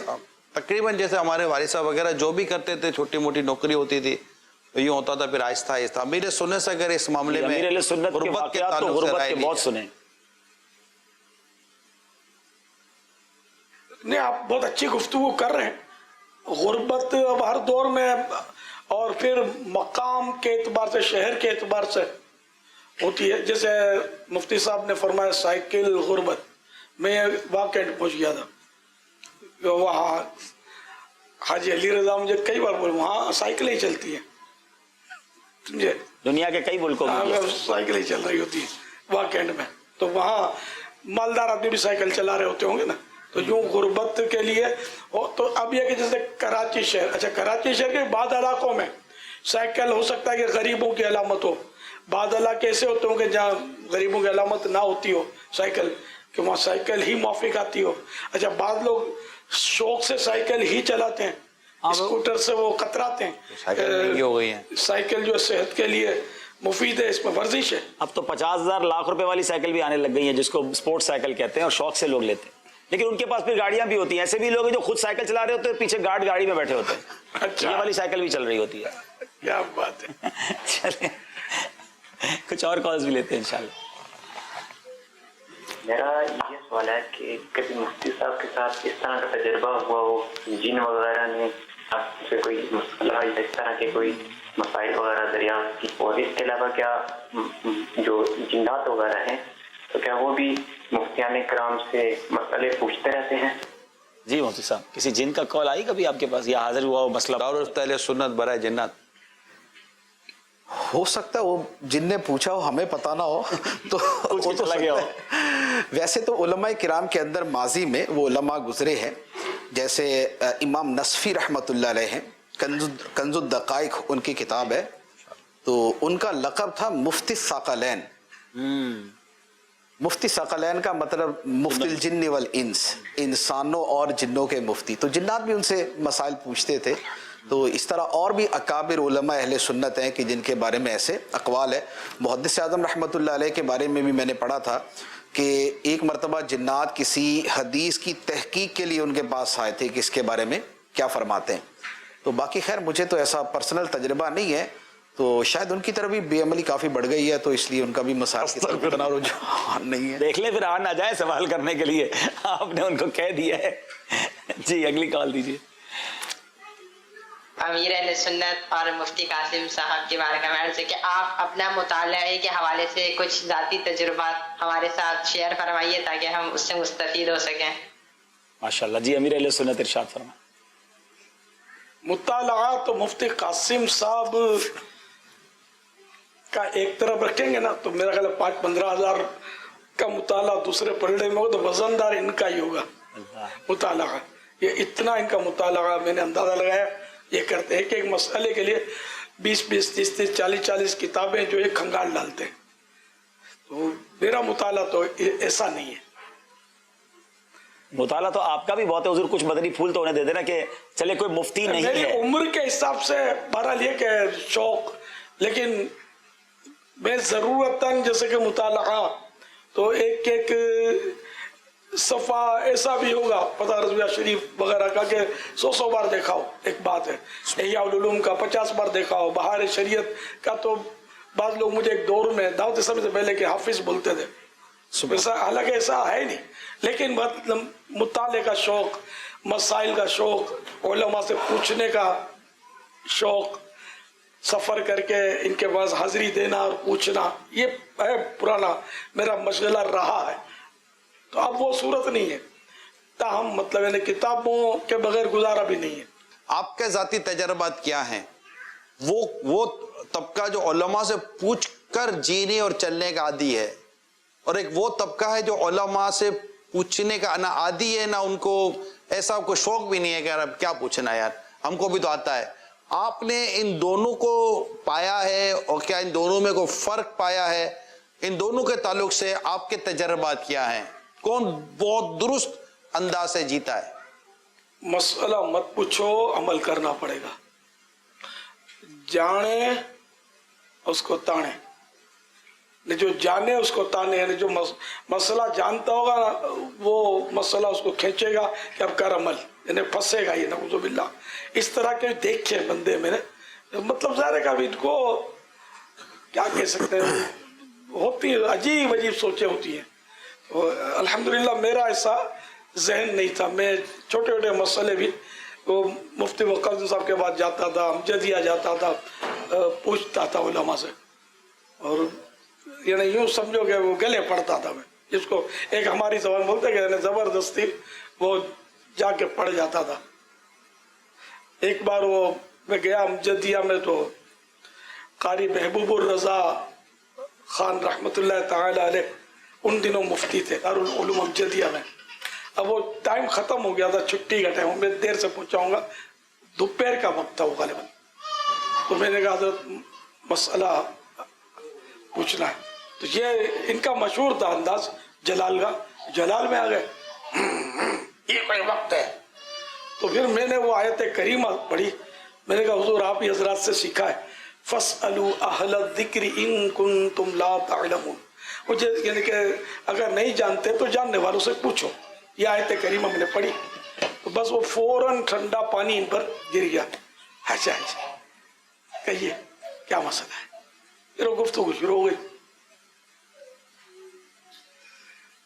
तो यूं मतलब ये कि मेरा इल्म जो है, मेरे पास मसाइल का इल्म में एक अच्छा खासा हिस्सा जो है ना, वो यूं कह सकता अफवाह रिजाल भी शामिल है, खुसूसन मुफ्ती वक़ारुद्दीन साहब रहमतुल्लाह अलैह। इनसे मैंने एहतियातन सैकड़ों कहता हूँ, वरना शायद हजारों मसाइल मैंने इनसे पूछे होंगे। जाता था, पढ़ा रहता था, बैठा रहता था इनके पास, दो चार मिलकर हम जाते थे। वन साइड हमारा सफर होता था खरादर से, टावर से बस में जाते थे, तकरीबन 1.25 घंटा लगता था इनके मकान आलीशान तक पहुंचने को। फिर वापसी में हमको 12 सदर तक बस मिलती थी, फिर खरादर आना होता था 5-6 किलोमीटर। तो कभी पैदल भी आए होंगे, कभी दूसरी बस पकड़ ली, कभी किसी से लिफ्ट ले ली, आधी रात हो जाए तो हम आते। मगर ये कि बस एक मशगला था मेरा, जाता था। मसाइल से दिलचस्पी मुझे बहुत ज्यादा, बचपन से ज्यादा अल्हम्दुलिल्लाह। तो ये है कि ये शौक था कि मैं मतलब ये लगे बस पूछता रहता था मसाइल। आपके साथ बैठा हुआ हूँ, अब भी पूछता रहता हूँ। मुफ्ती कासिम साहब तो, मुफ्ती फुज़ैल साहब तो, और भी अपने उलमा मुफ्तियान किराम, वो बारी बारी मौका कभी इनको सोते पैगाम दे दिया, कभी इनको दे दिया, कभी उनको दे दिया। एक पर भी बोझ क्या बनो, मेरे मसाइल इतने होते मैं क्या करूँ। अब एक की पर बोझ बन जाओ, हाजी कासिम पर तंग आ जाएंगे, मेरे मसाइल इतने यार हल हो ही नहीं पाते।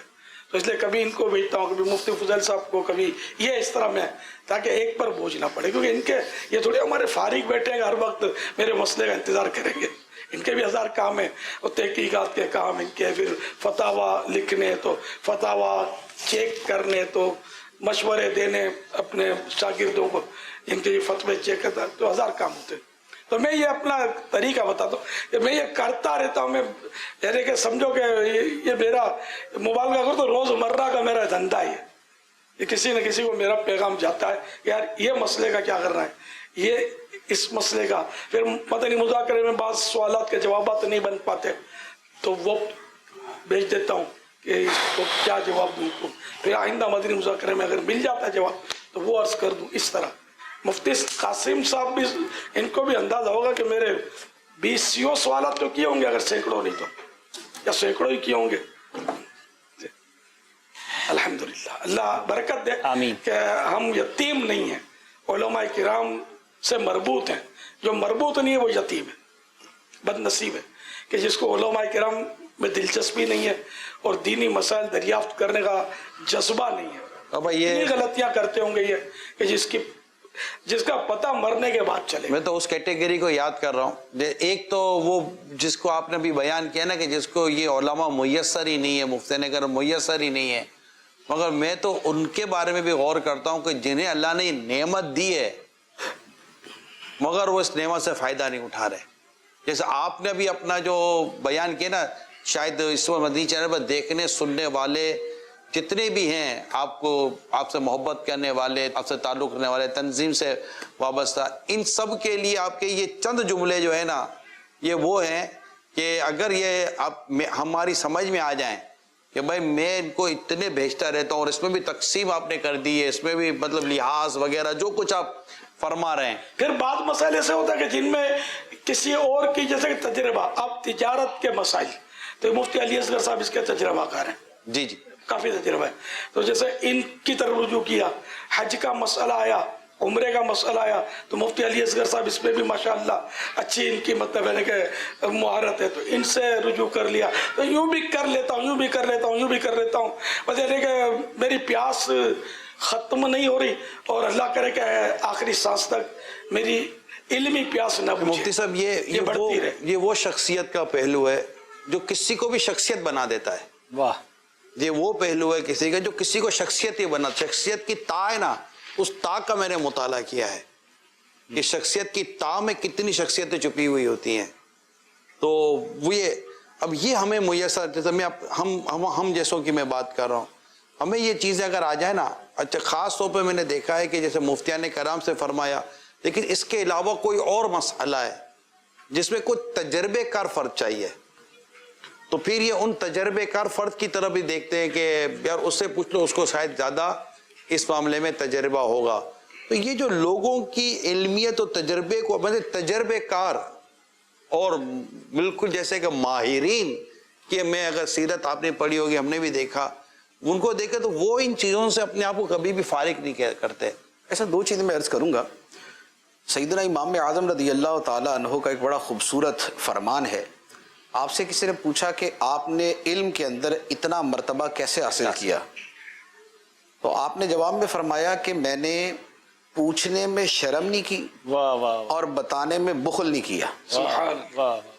तो ये जो इमाम आज़म रज़ियल्लाहु ताला अन्हु का पूरी ज़िंदगी का मामूल है कि पूछने में शर्म नहीं की कि मेरे जैसा वक्त का इमाम और मशहूर ज़माना वो किसी से मसला पूछे, ऐसा नहीं। इसीलिए इमाम आज़म रज़ियल्लाहु ताला अन्हु का मसाइल में रुजू फरमाना कि भाई यहाँ पर साहिबैन के कौल की तरफ आपने मुराजात फरमाई कि उनके कौल को फरमाया कि ये ज़्यादा ठीक है, ये आखिरी उम्र तक जारी रहा। तो ये आखिरी उम्र तक जो रुजू करना है, ये क्या है? ये सीखना ही तो है। तो सीखने में कभी शर्म नहीं की और बताने में कभी बुखल नहीं किया।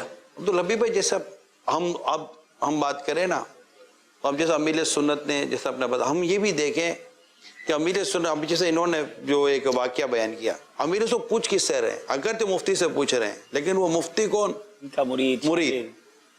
तो ये आपके हमारे लिए इसमें जो सीखने समझने का है कि यार अपने तो मतलब ऐसा जैसे मुबालगा कर रहा हूँ, अपने को सांस भी पूछ कर नहीं लेनी चाहिए कि यार ये सांस यहाँ लूँ कि नहीं लूँ, इस मकाम पर सांस लेना सही है या नहीं है। क्या बात। और अमीर अहले सुन्नत का ये जो इल्म दीन से शौक या अमल है ना, मुझे मुफ्ती अमीन साहब जो हमारे उस्ताद साहब थे, उनका एक जुमला याद आता है कि ये जो दावत इस्लामी वालों में तुम्हें जो खौफ खुदा कह लो, सुन्नत पर अमल कह लो, ये चीज़ें नज़र आती है ना, इसकी वजह ये कि आपके हम सब के जो पीरो मुर्शिद है ना, उनके अंदर ये जज्बा बहुत ज़्यादा है कि जो लीडर होता है ना, उसके असरात उस कौम में भी आते हैं अल्हम्दुलिल्लाह, और होने चाहिए। सब आपसे भी सवाल हुआ था मुताले के हवाले से, तो मुताले के कुछ तजर्बात या कोई ऐसा वाक़या बताएं या कोई ऐसी बात बताएं जिससे और लोगों को भी फ़ायदा हो जाए। मुताला ऐसी चीज़ है कि जिसके तजर्बात होते ही रहते। बाज़ औक़ात एक वक्त वो आता है कि जब इंसान पढ़ते पढ़ते ये समझता है कि शायद मैंने सारा ही पढ़ लिया है, लेकिन फिर उसके सामने इल्म का कोई ऐसा दरवाज़ा आता है कि वो यकदम ये समझता है कि यार मैंने कुछ पढ़ा ही नहीं। अल्लाह अल्लाह। अच्छा, फिर कभी होता है कि पढ़ पढ़ के कहता है कि यार मैंने कदरे किफ़ायत पढ़ लिया, इतना पढ़ लिया जितना मुझे काफ़ी है, बस ज़िंदगी इस पे चला लूँगा मैं।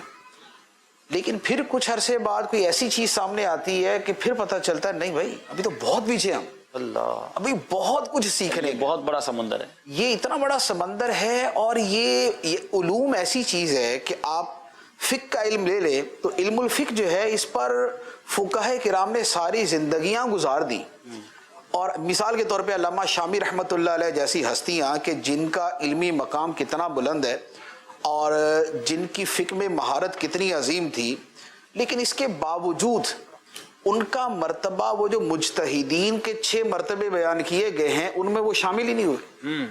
जिनकी पूरी ज़िंदगी उसमें गुजर गई, ना वो साबित तखरीज, ना साबित तरजीह, ना वो मुज्तहिद फिल मज़हब, ना वो मुज्तहिद फिल शरा, ना वो मुज्तहिद फिल मसाइल के जो मुज्तहिदीन के दरे उसमें नहीं है।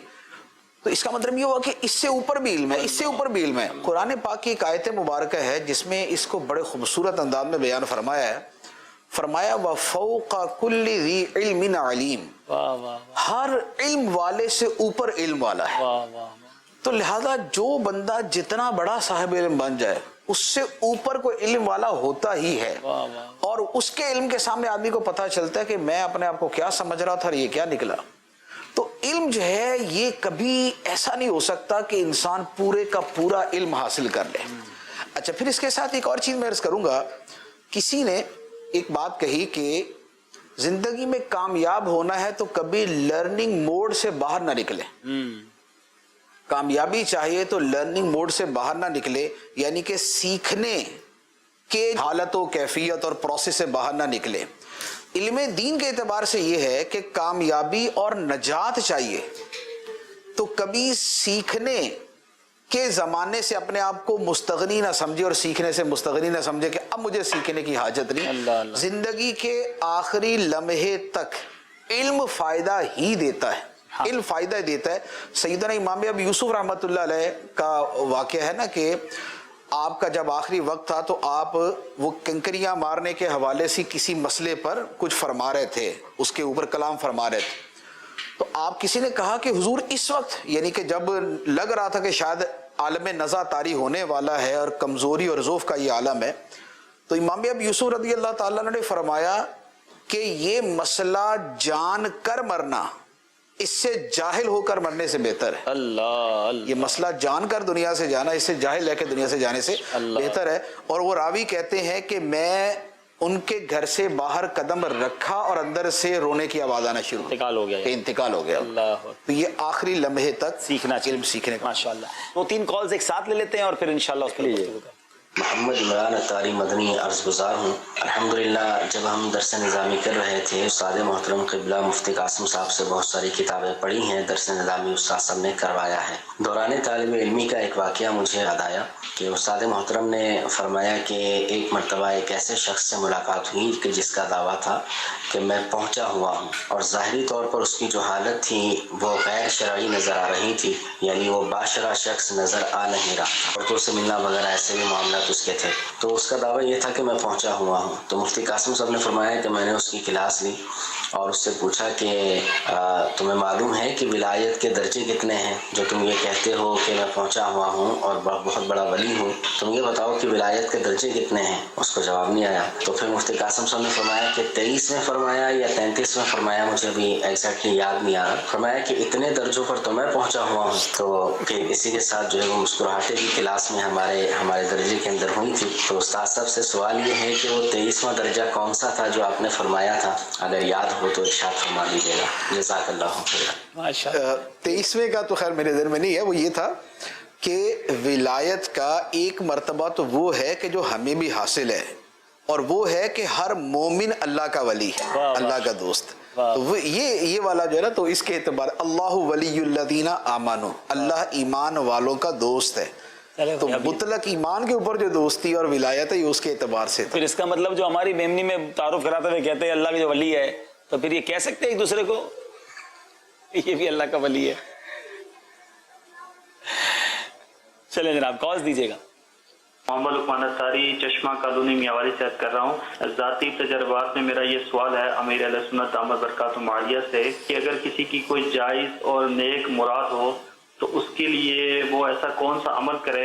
اس حوالے سے آپ کا کوئی ذاتی تجربہ رہا ہو تو ضرور ارشاد فرما دیں، جزاک اللہ خیرہ۔ ایک اور کال دے دیں، ایک ساتھ ہی امیر علیہ سنت سے ثواب لے لیتے ہیں۔ جی ماشاء اللہ، پروگرام جاتی تجربات جاری و ساری ہے۔ پروگرام کے اندر مفتی قاسم صاحب کی آمد مرحبا۔ مفتی صاحب کی بارگاہ میں عرض ہے کہ حضرت آپ کو یہ ساتھ تجربہ بتائیے جو آپ کے سفر کے اندر پیش آیا ہو، اور جو ہے کہ اس تجربے سے ہم لوگوں کو بھی مدنی پھول حاصل ہو۔ چلے مفتی امیر علیہ سنت سے سوال تھا کہ جائز مراد پوری کرنے کے لیے ایسا کیا کریں آپ کا تجربہ بھی ہو کہ وہ مراد بھی پوری ہو جائے، کوئی ایسا عمل، کوئی وظیفہ، کوئی طریقہ؟ دعا۔ واہ۔ ایک بار ہمارا قافلہ دادو گیا تھا سندھ، کار میں گئے تھے ہم لوگ، بیان تھا میرا دادو میں، اور رات ہو گئی اور بڑا ان دنوں حالات بھی ڈاکوؤں کا وہاں دادو ہاں راستے میں، لیکن الحمدللہ کوئی واسطہ ڈاکوؤں سے تو نہیں پڑا، ہم دادو پہنچ گئے۔ اچھا اب رات کا سناٹا تھا، تو اب جن کے گھر جانا تھا ہمیں ایک کانٹیکٹ ہوتا بھائی یہاں جائیں گے، پہلے یہاں آرام کریں گے، پھر رات کو بیان ہے۔ تو عیسائی بھائیوں نے، اب ان دنوں واٹس ایپ اور یہ سلسلہ تو ہوتا نہیں تھا، تو عیسائی بھائیوں نے کوشش کی پیٹرول پمپ پر دفتر تھا ان کا کہ ہم کو فون کرنا ہے، تو یہ مطلب اس نے کہا تالا ہے فلاں ہے، یہ ٹالتا رہا۔ تو اب کریں کیا، خطرہ بھی تھا اور ہم لوگ ایسے مسافر تھے، وہ گھاس ڈال نہیں رہے تھے، اور ایک ہی ذریعہ تھا کہ یہاں سے ہم हम कांटेक्ट कर सकते थे फ़ोन के ज़रिए। फिर एक मस्जिद वहाँ छोटी सी थी, खुली थी, मैंने कहा इसमें चलते हैं। तो हमने 2 नफल अदा किए और दुआ की, वाह, दुआ मांगी अल्लाह से कि या अल्लाह हम तो जानता है कि खैर, दुआ करके फिर मैं ट्राई करता हूँ जाकर। मैंने सलाम किया और साईं, और ये साईं अच्छो चाय पियो पुना करके फ़ोन की बिल्कुल इनको चाबी भी मिल गई, ताला भी खुल गया, फ़ोन भी हो गया, और जिसको वो आ भी गया बंदा, और हम अल्हम्दुलिल्लाह वो अपनी मंजिल पर पहुंच गए। तो असल हम मतलब है ना कि दुआ की तरफ हमारा रुझान जो है ना खास है नहीं। कोई पढ़ना मिल जाए तो पढ़ेंगे, पढ़ी करेंगे क्या, बहुत आसान है। और दुआ सिलाहुल मुमिन है, दुआ मोमिन का हथियार है। तो इस पर भी तवज्जो, पढ़ना जो है वो भी अच्छा है, नऊज़ु बिल्लाह, उसका भी कोई मैं इनकार नहीं कर रहा, लेकिन दुआ तो कुरान और हदीस माला माल है दुआ के फजाइल से, दुआ की ताकीद से। तो बाज़ों का दुआ से भी मसले हल हो जाते हैं, बारगाह रिसालत में फरियाद करने से भी मुरादें पूरी होती हैं। एक बार मेरे पास एक शख्स आया, और एक शख्स से बात तय हुई मेरी। उन दिनों में नूर मस्जिद में इमामत करता था, और वो कोई अजीब और गरीब एक तबका है जो नमाज का भी मुनकिर है। वो सिर्फ मतलब कुरान, मतलब हम कुरान को मानते, नमाज का तरीका तो कुरान में है नहीं, तो वो नमाज से मुराद तो यूं, सलात से मुराद यूं है, यूं है, यूं है, और हदीस तो एक दूसरे से होकर आती है, इस तरह के ज़हन का था। अब मैं तो कभी ऐसों से भिड़ा तो था नहीं, अब वो बात करने के लिए आया था, तो मैं सीढ़ी चढ़ते चढ़ते, मेरा जो हुजरा था वो नूर मस्जिद के ऊपर मंजिल पर था, शायद दूसरी मंजिल पर, या हाँ शायद दूसरी मंजिल पर शायद। खैर मैं सीढ़ी पे चढ़ते थे, अपने दिल में बारगाह रिसालत में कि या रसूल अल्लाह, अब मैं क्या करूँ, अब मैं तो आजमाइश में आ गया, मुझे तो इतनी मालूमात तो है नहीं लोगों के बारे में, क्या बात करूँगा। तो बस वही इनसे बातचीत हुई, शुरू हुई, तो इसने मतलब ये कि इस तरह की बात की कि वो हम नमाज इसलिए नहीं पढ़ते कि वही कुरान में सलात है और नमाज का तरीका तो है नहीं, और हदीस तो एक दूसरे से होकर आई है, तो इसलिए हम मानते नहीं इसको। तो मैंने कहा ये बताओ कि आपका जो लीडर है कुरान उस पर नाजिल हुआ है? अच्छा, उस पर भी नाजिल हो तो चूंकि एक दूसरे की बात तो मानते नहीं है, तो आप पर भी नाजिल होना चाहिए था। तो यूं जब मैंने बातचीत तो घबरा गया, समझे, मसला हमारा हल हो गया, लाजवाब हो गया, चला गया अल्हम्दुलिल्लाह। तो यूं सरकार सल्लल्लाहु तआला अलैहि वसल्लम से मैंने इस्तिगासा किया, और अल्हम्दुलिल्लाह मेरी बचत हो गई। एक बार जब मैं सन 80 में मदीने पाक गया था पहली बार, और पहली रात जब आई तो मैं सब्ज गुंबद शरीफ का वो जलवा देखता था रात वाला, और पहला ही मेरा मौका था, तो मैं जाता था, फिर उल्टे कदम पलट कर उल्टा उल्टा चलता था। मुझे वहाँ का कोई इतना खास माहौल का तो तजुर्बा था ही नहीं, बस सुन कुछ रखा था मैंने कि यहाँ इस तरह के मिजाज है लोगों के।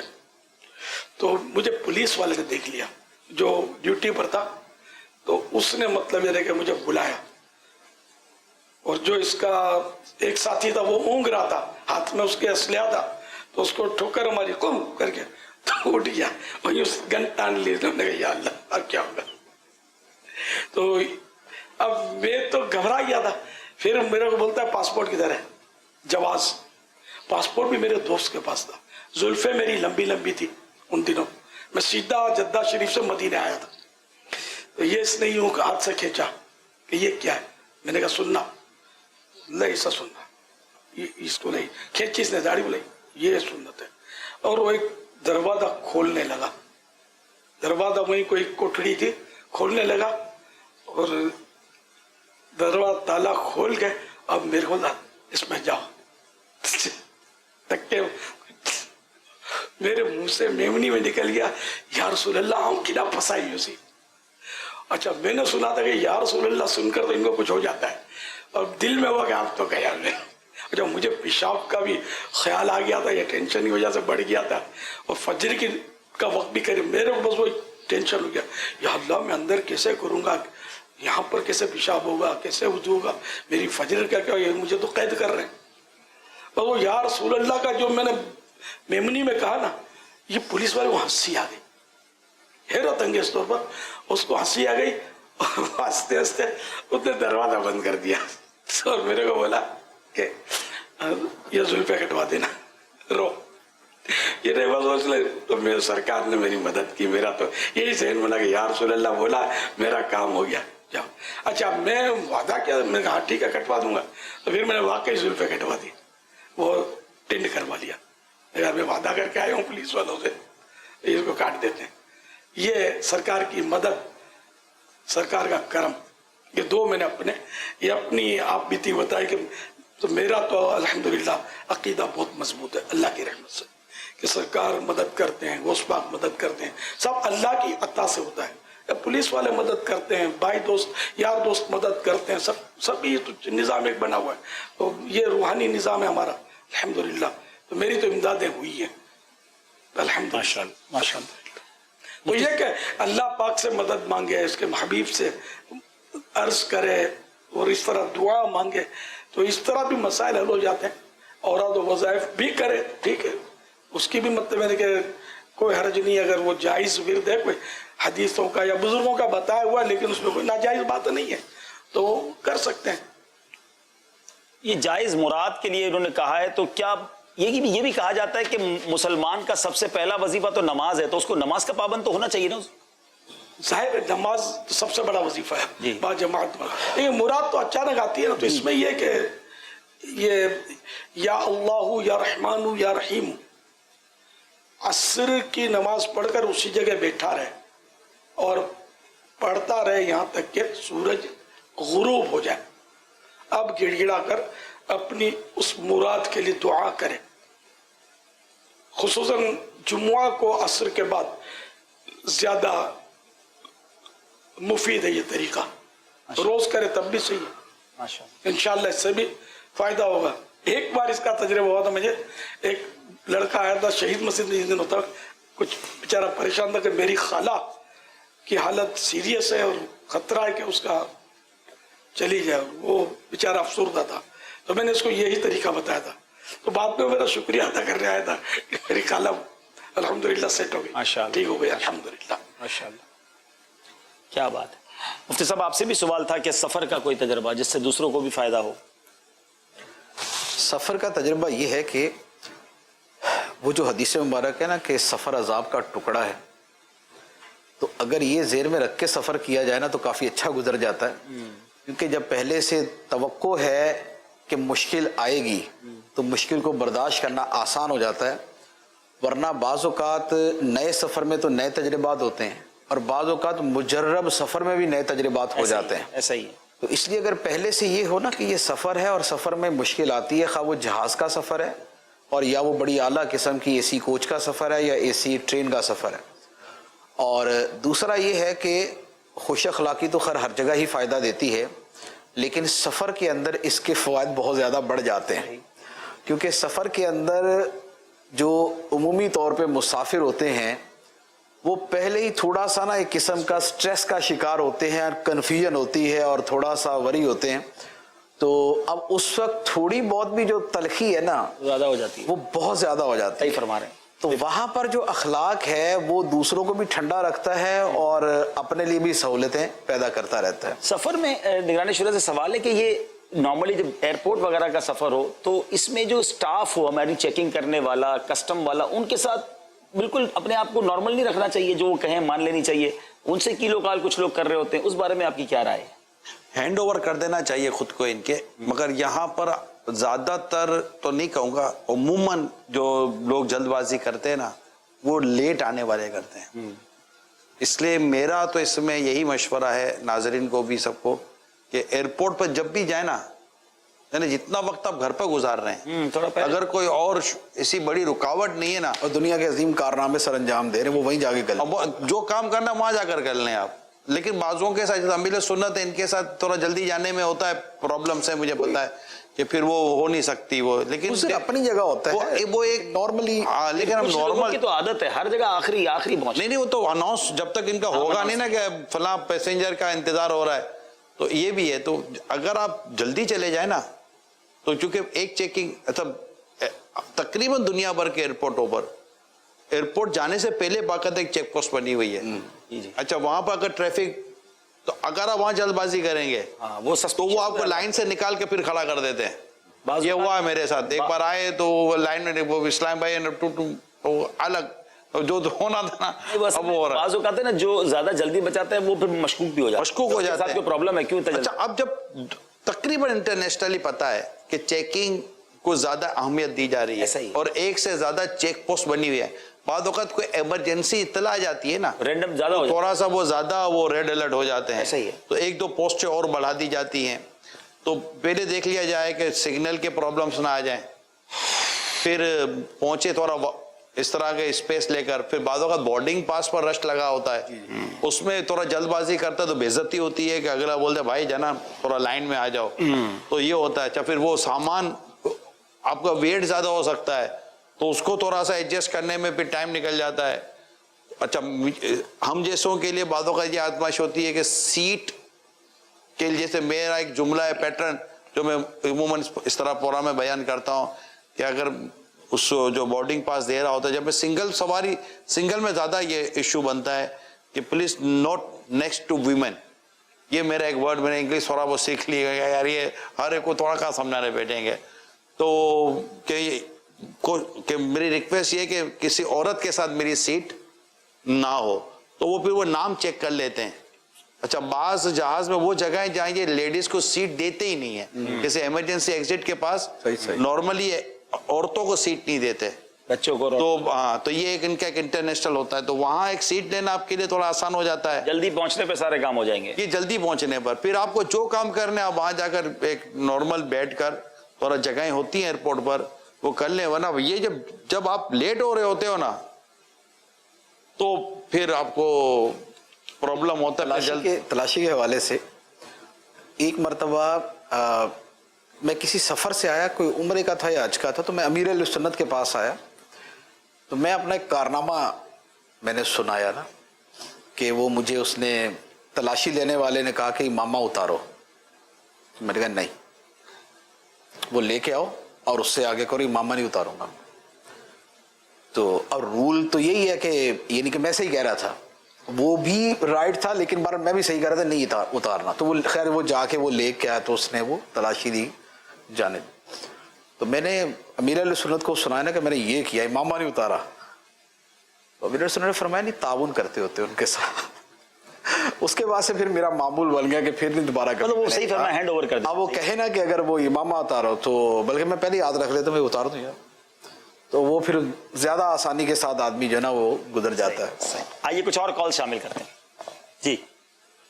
अमीर अहले सुन्नत ईरानी शुरा हाजी इमरान साहब, हाजी अब्दुल हबीब भाई और मुफ्ती कासिम साहब की बारगाह में सवाल है, आपने सबसे पहला दर्स जो दिया उसके हवाले से आपका क्या ज़ाती तजर्बा रहा? क्या आपको कोई घबराहट पैदा हुई दर्स देने में? जी, अगली कॉल दीजिएगा। निगरानी शुरा अब्दुल हबीब भाई और मुफ्ती कासिम साहब, आपने कोई स्कूल की पढ़ाई का तजुर्बा सुना? स्कूल की पढ़ाई का, चले जनाब एक और कॉल दे दें।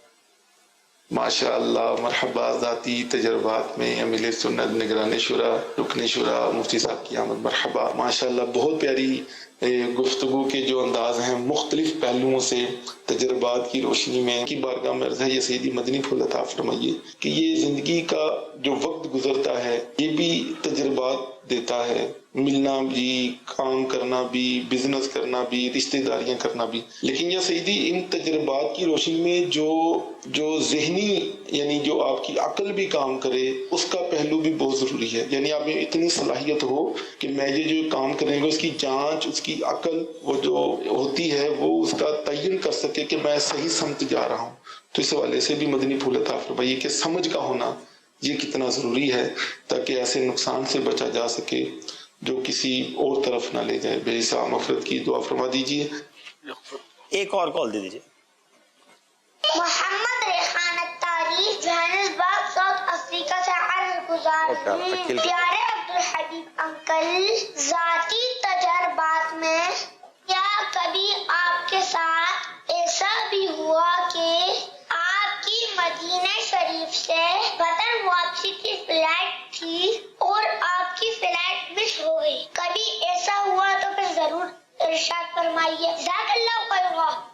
بہت شکریہ. اچھا اب ہم پہلا سوال تھا کہ سب سے پہلا درس. تو امیر اہل سنت سے سوال ہے کہ آپ نے پہلے درس بیان کیا شروع کیا سب سے پہلے اور کون سا سال تھا وہ؟ یہ دعوت اسلامی کا. دعوت اسلامی سے پہلے درس بھی دیا کرتے تھے آپ؟ اب وہ تو باہر شریعت کا بھی دیا ہے درس میں نے جی, اور بیانات بھی کرتا تھا میں مسجد میں, جیسے کہ امامت خطابت وہ بھی ہوتی تھی. اچھا یہ سوال تھا لے گیا بیان کے لیے تو تیجے وغیرہ بھی یہ بھی کیے.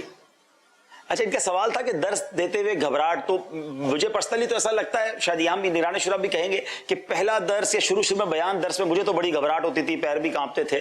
تو کیا شروع میں آپ کے ساتھ بھی ایسا ہوا کبھی کہ آپ درس دینے گئے ہو تو گھبراہٹ شروع ہو؟ جی اچھا. میں نے سب سے پہلا بیان تو مجھے جو یاد پڑتا فضول خرچی کے عنوان سے کیا تھا. مفتی محمد عمر نعیمی رحمت اللہ علیہ, ایک کتاب تھی اس میں ان کا مضمون تھا فضول خرچی. تو اس میں سے دیکھ کر تیار کیا تھا شاید لکھ کر یا اسی سے ڈائریکٹ دیکھ کر. تو میں نے نوٹ کیا کہ جو دوسرے بھی بیان کرنے والے تھے وہاں تو کہ وہ سب ادھر ادھر یوں دیکھتے ہیں لوگوں کو اور یہ بول رہے ہوتے ہیں فریلی, میں بھی یوں کروں. تو میں نے جیسے ہی نظر اونچی کی نا تو اونچی کی اونچی رہ گئی. ہائے اب کیا ہوگا. جو تو اپنے آپ کو کنٹرول کر کے میں نے بیان کنٹینیو کیا, لیکن اچھا خاصا میں گھبرا گیا تھا. اللہ. تو شروع میں ہوتا پھر آہستہ آہستہ کوئی کام بندہ کرتا رہے تو پھر اس میں اس کا ہاتھ بیٹھ جاتا ہے بولتے نا. جی نگران شورا آپ کے ساتھ بھی شروع میں ایسا ہوتا تھا؟ بنیادی بات کروں تو نہیں ہوا. اچھا. میرے ساتھ گھبراہٹ مجھے ایک ہی بار ہوئی تھی جب میں دعوت اسلامی میں نہیں تھا. اچھا. اور میں جہاں کام کرتا تھا ہم نے ایک کانفرنس رکھی تھی, اس میں مجھے تقریر کا انہوں نے کہا تھا, وہاں مجھے یاد پڑتا ہے کہ میں نہیں کر سکا. اچھا. لیکن دعوت اسلامی کے مدری ماحول میں آنے کے بعد مجھے, کیونکہ مجھے وہاں لے گئے تھے میمن مسجد بولٹا ماکے میں درس نہیں ہوتا تھا ہمارا. صحیح ہے. تو قاری عبدالرزاق جو تھے نا انہوں نے مجھے کہا تھا یار ہفتے میں 2 دن عصر کے بعد آپ یہاں درس دیا کرو. صحیح ہے. تو مجھے وہ عصر کی نماز کے بعد فیضان سنت ہاتھ پہ ہوتی تھی تو میں کھڑا ہو کر وہ پڑھ کر کرتا تھا. تو مجھے کہہ سکتے کہ یوں جس کو گھبراہٹ کہتے ہیں, ہچکچاہٹ ہو, تھوڑا سا گھبراہٹ, وہ درس دینے کے طریقے کار ہو یہ سب ہوتا ہے, لیکن کیونکہ پبلک کو فیس کرتے ہوئے سب کے سامنے کیسے کھڑا رہوں گا ایسا نہیں ہوا. اچھا ٹھیک ہے مفتی صاحب. اچھا یہ یہاں وضاحت میں معافی چاہتا ہوں, یہ کھڑے ہو کر درس کیا اب بھی جاری ہے ہمارے یہاں؟ نہیں بابا اس وقت ہوا تھا. درس تو بیٹھ کر ہی دینا ہوتا ہے اور محراب سے ہٹ کر دور کہیں جا کر پہلے چند حصے بیٹھے ہیں, پھر ان میں درس انفرادی کوشش بیٹھے بیٹھے ہی کریں, کھڑے ہو کر ملاقاتیں نہیں کریں, بیٹھے بیٹھے. پھر ایک آدھ چھانٹ لے اس میں درد زیادہ ہے تو پھر اس پر انفرادی کوشش کر کے اس کو مدنی قافلے کا مسافر بنائی ہے, جو بھی اس کو ترکیب ملا ہے. ورنہ جو یوں ہمارے یوں ملتے ہیں نا یوں سب سے دست بوسیاں, وہ بھی اچھی چیز ہے لیکن وہ تنظیمی طور پر ہی کوئی اتنا اس سے خاص فائدہ نہیں ہوتا. لوگ ہم سے آ کے ملتے ہیں نا اس میں ہماری شخصیت ہی ابھرتی ہے, لیکن ہم جا کر ملیں کسی سے اور اس پر کوشش کریں, ترغیب دیں اس کے حسب حال اور اس کی نفسیات کے مطابق. ایک دم سے یہ اس کو کہیں گے نا کہ آپ نے داڑھی نہیں رکھی, داڑھی رکھ لیں, سمجھے, اور آپ نے یہ کیا مطلب لباس پہنا ہوا ہے, یہ لباس تو خلاف سنت ہے, تو آپ ناکام ہو جائیں گے کہ لوگ آپ سے بھاگ جائیں گے. اس کو آپ کیا اسی مسجد میں نماز پڑھتے ہیں یا کون سی مسجد میں پڑھتے ہیں, یہ بھی نہیں کہ نماز نہیں پڑھتے, کہاں پڑھتے ہیں کہ نہیں پڑھتے, یہ بھی نہ پوچھے کہ اس سے خواہ اس کے گناہ کا اظہار ہوگا اگر نہیں پڑھتا ہوا تو حکمت عملی سے پھر کب ملیں گے, کہاں ملیں گے, آپ کا نمبر کیا ہے, کانٹیکٹ رکھے. اگر اس میں کچھ لچک نظر آتی ہے تو اس طرح انفرادی کوشش کریں کہ ایک ایک کو آپ جمع کریں گے تو آپ کا کام بڑھے گا, اور اپنے ذمہ دار ایسا جو سمجھدار ہوتے ہیں وہ ایسا کرتے بھی ہوں گے. ہم نے اصول یہی دیا ہوا ہے, لکھا ہوا یہی اپنا طریقے کا, آپ درس دینے کے بعد کھڑے نہ ہو. آپ جو ہے نا آپ آئیڈیل ہیں. میں نے قصدن یہ بات کہ آپ نے کھڑے کھڑے کیا تو میں نے کہا یہ کہیں پھر چلنا پڑے, نگران شورا نے کھڑے کھڑے کیا تو اب ہم کیا. اس وقت ہمارا اصول بیٹھنے کے یہ سب تھا بھی نہیں جب میں اپنا واقعہ بیان کر رہا ہوں, لیکن ہمیشہ پہلے شروع سے میں بیٹھ کر ہی درس دیتا رہا ہوں. چلو خیر نہیں صحیح ہے, بیٹھ کر ہی درس دینا ہے. جی حضور آپ کو بھی کچھ گھبراہٹ ہوئی تھی شروع میں, آپ نے درس پہلا کب دیا یا بیان پہلا کب کیا؟ درس میں نے پہلا 1992 میں دیا تھا मैंने इत्तिकाफ में पहला दर्स दिया था ना, तो हम इत्तिकाफ के लिए बैठे तो सारे मस्जिद में आदाब मस्जिद वगैरह बयान हो रहे थे कि आज से इत्तिकाफ शुरू हो जाएगा मगरिब से, तो ये तो सारे उसके आदाब बयान हो रहे थे।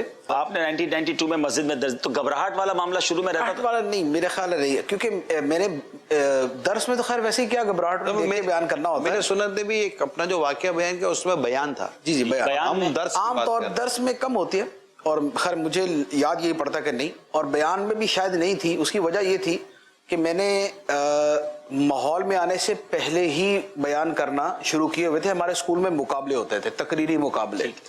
तो तकरीरी मुकाबले में चूंकि वो मुकाबले का एक जोश सर पे सवार होता है, तो उसमें फिर बहुत सारे दीगर जज्बात मगलूब हो जाते हैं डर खौफ के। ठीक है, तो यूं आपने अपना मेरा ख्याल ना ही बताऊं मैं, आप लोगों तो हुई नहीं घबराहट, तो मैं बता के क्या करूं? मुझे तो आज भी घबराहट होती है। मुझे तो आज भी बयान शुरू करने में पहले 4-5 मिनट तो थोड़ा सा टेंशन रहता है, और उसके बाद जाके गाड़ी सेट होती है। मतलब ऐसा नहीं होता कि किसी बयान करने से पहले ये फिक्र ना हो, टेंशन थोड़ी सी जरूर होती है कि भाई बयान करना है, उसकी तैयारी, उसको वो अलग चीज। हाँ, लेकिन वो मतलब एक फियर थोड़ा सा रहता है जब तक स्टार्ट ना हो जाए ना बयान। होता है बयान का बोझ जी, एक जिम्मेदारी पूरी करनी है जी, और एक है बयान के अंदर पब्लिक का डर। असल में ना वो सब इसमें भी जो है ना क्राउड, मुझे असल में बहुत सारे अलग अलग क्राउड में बयान करना पड़ता है। तो कभी है ना, हाँ, कभी एक फीलिंग्स ऐसी आ जाती है कि यार बाज़ औक़ात ऐसा क्राउड होता है जिनके सामने जाना है, उन्होंने बड़ी तवक्कुआत से बुलाया। अच्छा, फिर बाज़ औक़ात ये जो हफ्तावार इज्तिमा में बयान करना होता है, इसमें हाफ स्क्रीन में मुबल्लिग उसको दिखा देते हैं किसी को। अब मैं बयान शुरू किया और बयान के दौरान हाजी शाहिद को दिखा दिया।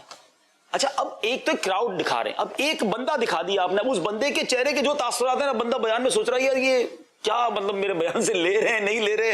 अच्छा, थोड़ी देर बाद दूसरा रुकने शुरा दिखाया, तो मैं तो बयान फिर मैंने उठाई नहीं नजर, मैंने कहा यार ज्यादा बेहतर है, क्योंकि फिर वो अपने तरीकेकार पर हम आ गए। मैं कहूँ यार ये जो है ना, ये बड़ा डिफिकल्ट है। तो ये बड़ा डिफिकल्ट है यार, एक आदमी को दिखा रहे हैं, अब वो हो सकता है किसी और काम में बिजी हो और आप बयान करते हुए उनको देख रहे हो, तो ये थोड़ा सा डिफिकल्ट। लेकिन मतलब ये मुझे पर्सनली, मैं इसमें क्या मतलब वो शर्मिंदा होने वाली बात नहीं है। सामने वाला वो मिसाल जो सुन रहा है, जिसको दिखा रहे हैं, अब वो कैमरा मैन पे गुस्से हो रहा है ना यूं करके, तो किसी और वजह से मुझे फील हो रहा है। अच्छा, लेकिन ये इसके अलावा भी, क्योंकि शख्सियात में बयान है ना, मुफ्ती साहब आपको भी बहुत तजुर्बा है, निगरान शुरा को भी है, जिम्मेदारान या इस्लामी भाइयों में बयान में तो बड़ा मजा आता है। वो तो सुभान अल्लाह माशाअल्लाह और नारे लग रहे होते हैं, वो शख्सियात तो मुंह भी नहीं हिलाते, पता नहीं सुन रहे हैं समझ रहे हैं। इतनी देर बयान करो यार, उसके अच्छा बाद में जब मुलाकात के लिए आएंगे तो कहेंगे माशाअल्लाह गुड स्पीच, तब लगता है इन्होंने सुना है, वरना उसको तो कोई एक्सप्रेशन ही नहीं दे रहे होते कि हमारे बयान में कुछ उनको समझ आ रही है नहीं आ रही, डर लग रहा होता है यार ऐसा ना आधे घंटे बाद इनको कुछ पल्ले ही नहीं पड़ रहा। तो ये थोड़ा सा डिफिकल्ट होता है, लेकिन माशाअल्लाह आप दोनों को नहीं होती घबराहट? ये एक तो वो घबराहट है जैसे कि पब्लिक है तो क्या, लेकिन एक डिलीवर करना या बयान करना, नताइज और ऑडियंस, ये सब अलग अलग जी, बहुत सारी चीजें शामिल हो जाती हैं। हजरत क्या फरमाते हैं इन तमाम गुफ्तगू पर? वो अपना अपना इन्हें का कैफियत होती है, बाज निडर होते हैं, बाज डरपोक होते हैं, ये होता है ना हर मामले में से, हर मामले में होता है। बिल्कुल सही फरमा रहे हैं, बिल्कुल सही फरमा रहे हैं। जानवरों में भी ये कैफियत होती है। अगला सवाल ये था हुजूर, स्कूल की पढ़ाई। हाँ जनाब बताइए। मैं कभी स्कूल की पढ़ाई में शौक रहा ही नहीं है, वो तालीम का पढ़ाई का इतना, तो वो क्या मतलब पढ़ने का इतना शौक शुरू से नहीं रहा। तो आपने तो स्कूल की पढ़ाई के ताल्लुक से मैं अपना ये कह सकता हूँ कि मुझे कोई पढ़ाई का इतना शौक स्कूल का रहा नहीं है।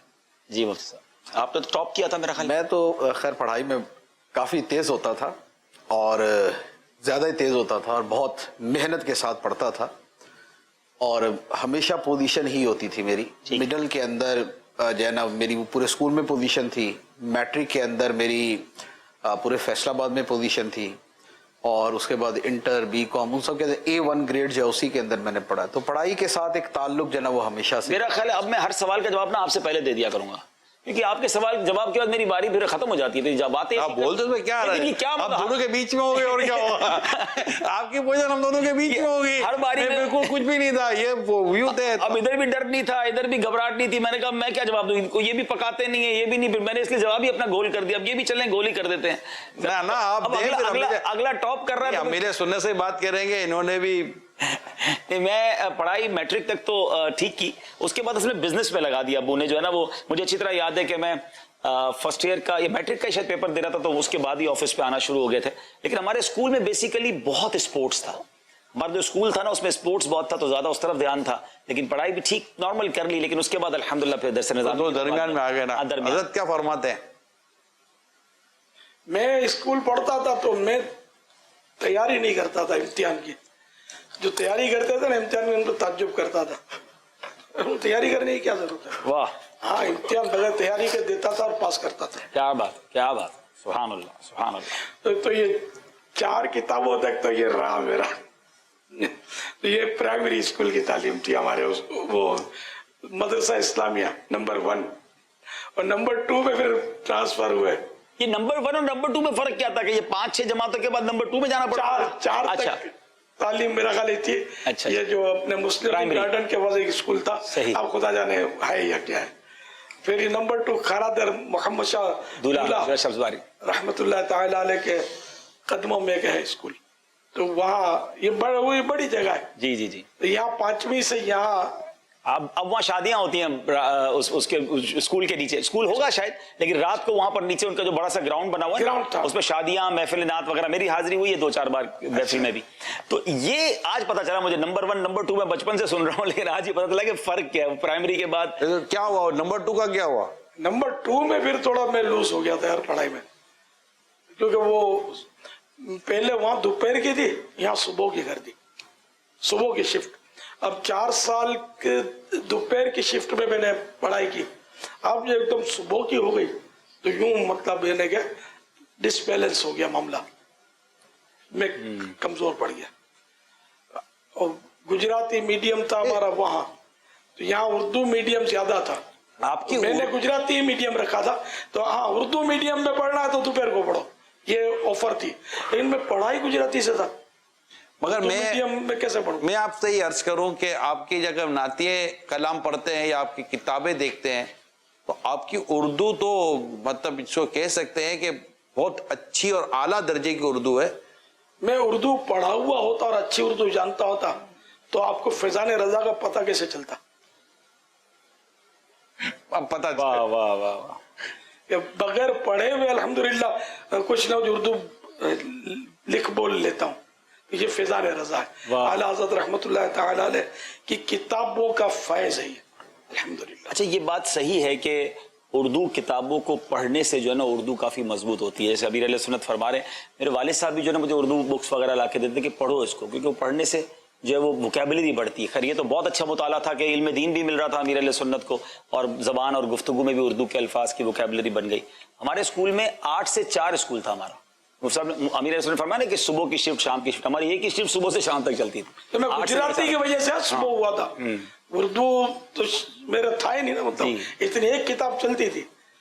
तो खैर ये उन दिनों तो आला हज़रत से तारुफ शायद कोई सा खास होगा नहीं, मुझे बाद में ही हुआ होगा। उर्दू किताबें दीनी और ये बाद में ही हुई होंगी। माशाअल्लाह। हुज़ूर एक और सवाल था कि कोई जिंदगी में तजर्बात तो मिलते हैं, लेकिन समझ की कितनी जरूरत है कि बंदा उन तजर्बात से सही फायदा उठा सके, तो इस बारे में कुछ इरशाद। जानवर को कितने डंडे पड़ते हैं फिर भी फायदा नहीं उठाता तजर्बा कितना डंडे खाने का, लेकिन फिर वही हरकत करता है कि समझदार नहीं होता है। क्या बात है। और समझदार को एक बार कुछ हो जाए ना तो सेट हो जाता है, वह ना कि समझदार को इशारा काफी है। जी जी जी। और ऐसे लोग भी होते हैं, इंसान भी होते हैं जो नुकसान उठा रहे होते हैं फिर भी वही काम कर रहे होते हैं। वो जूते चोर होते थे ना, बदामी मस्जिद में नमाज पढ़ता था, जैसे जूता चूरा कौन धोती है उसका फिर वही जूता चोर दूसरी बार भी जूते खा रहा होता, ऐसा कुछ याद पड़ता है समझे। तो ये होता है, तो ये ना समझ जो है ना, ये घूम घूम के फिर वही हरकत करता है जैसे बच्चे करते हैं। बच्चे को डांट पड़ती है तो भूल जाता है कि क्यों डांट पड़ी थी, फिर वही हरकत करता है। समझदार होता तो फिर वो भूल के करीब, एक बार अगर उसको सजा मिल जाए ना तो उस भूल के करीब नहीं जाता। वाह। मेरी औलाद में से एक फर्द ने मुझे बताया था, मुझे याद नहीं है इतना, कि एक बार मैं वो पेंसिल किसी का उठा लिया स्कूल का, और आपको जाकर आपको कारनामा सुना है पेंसिल तो अच्छा, तो ये धंधा भी शुरू किया तुमने? बोला आपने मुझे मारा तो नहीं, कमरे में बंद कर दिया। अल्लाह। क्योंकि वो स्कूल से किसी का पेन से देर के लिए बंद कर दिया ना अकेला, तो मैं रो रो के फिर बोला वो दिन, आज का दिन मुझे ये सदा याद रहेगी, कभी ये गलती मैंने नहीं की। अच्छा, यानी ये बच्चों जो स्कूल से चीजें चुरा के ले आते हैं, उठा के ले आते हैं, उनकी भी तरबियत का आपने अंदाज बताया ना कि ये सख्ती करनी चाहिए, बहुत जरूरी है, वरना वो एक वाकया है ना, किसी रिसाले में लिखा भी है कि वो एक डाकू को सजाए मौत हुई, तो उसने उसको आखिरी आरज़ू पूछी तो मेरी माँ से मुझे मिलवाओ। ठीक है, वो तो माँ से मिलेगा, रोएगा धोएगा। माँ को लाया गया तो ये तो फांसी की सजा हो चुकी थी, तो आखिरी आरज़ू माँ आई उसकी, तो माँ को जैसे देगा उसको झपटा मारा उसने और नोचना शुरू कर दिया। अब यूं तो इसको अलग क्या, मतलब ये क्या कर रहे हो, माँ को आखिरी वक्त बोला, तो ये माँ ने, इसी माँ ने मुझे फांसी के फंदे तक पहुंचाया। मैं पेंसिल चुराता, कॉपी चुराता, माँ को बोलता, माँ मुझे समझाती नहीं थी कि ये गलत है। फिर आहिस्ता आहिस्ता मैंने चोरियां शुरू की, फिर और आगे बढ़ा और डाकुओं की टीम ज्वाइन की, और आज कत्लो गारतगरी करके मैं फांसी के फंदा पहनने वाला हूँ इसी माँ की बदौलत। तो ये है कि अगर बीमारियों से बचना है तो नज़ले को कंट्रोल करो, ताकि नज़ले को कंट्रोल करो ताकि बुखार से बचो।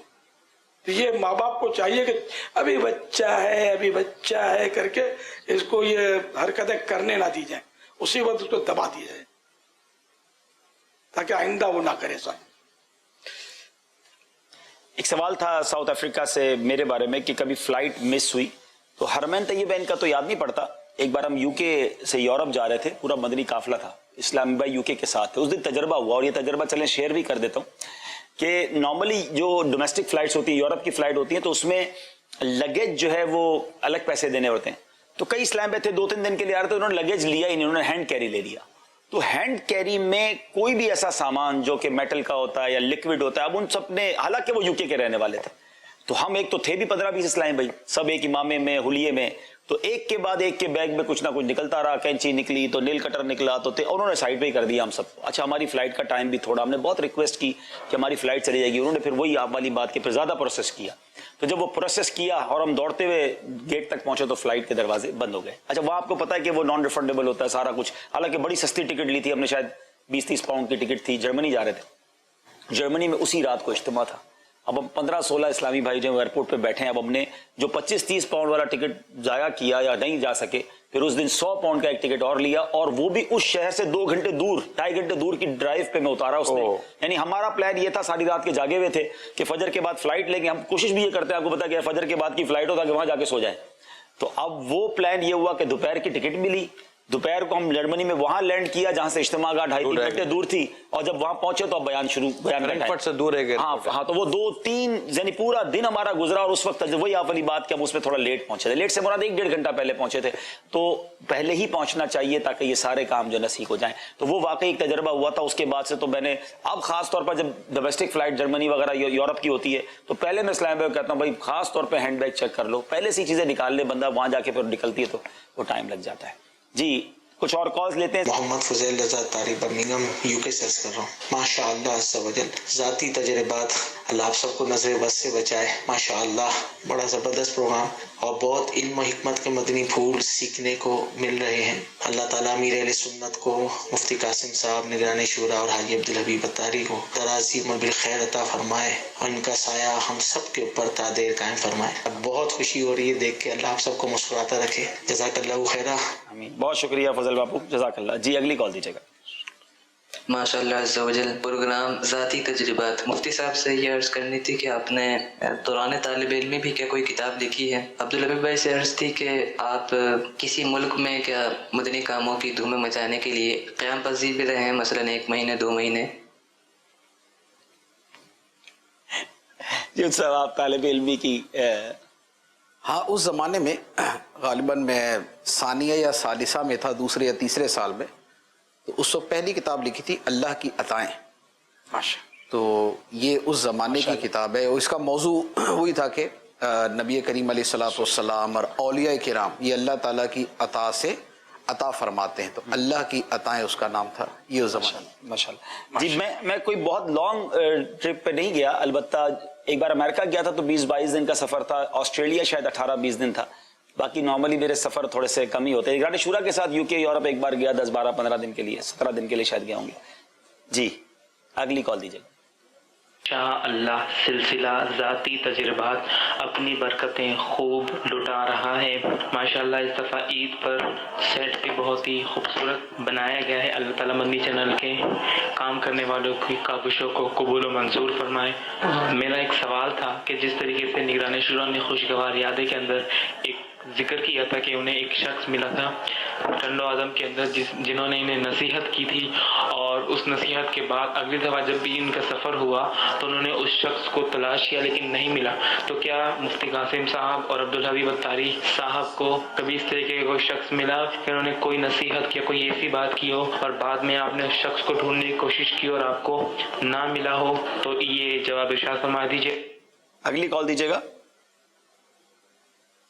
پیارے مفتی قاسم صاحب، آپ بھی ہر جگہ جاتے ہو، تو کبھی آپ کے ساتھ کبھی ایسا واقعہ ہوا ہے کہ جو آپ کو کوئی ایمرجنسی ہو اور ایک شخص بھاگتے ہوئے آپ کی طرف ملنے کے لیے آ رہا ہو اور آپ چلے جائیں، جب آپ کا تجربہ کیا ہوتا ہے؟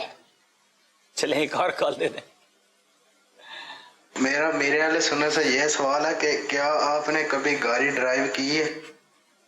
چلے امیر علیہ سنت سے شروع کرتے ہیں. حضور گاڑی ڈرائیو کی ہے؟ میں اضافہ بھی کر دیتا ہوں موٹر سائیکل ڈرائیو چلائی ہے. دونوں سے سوال کا جواب دے دیں.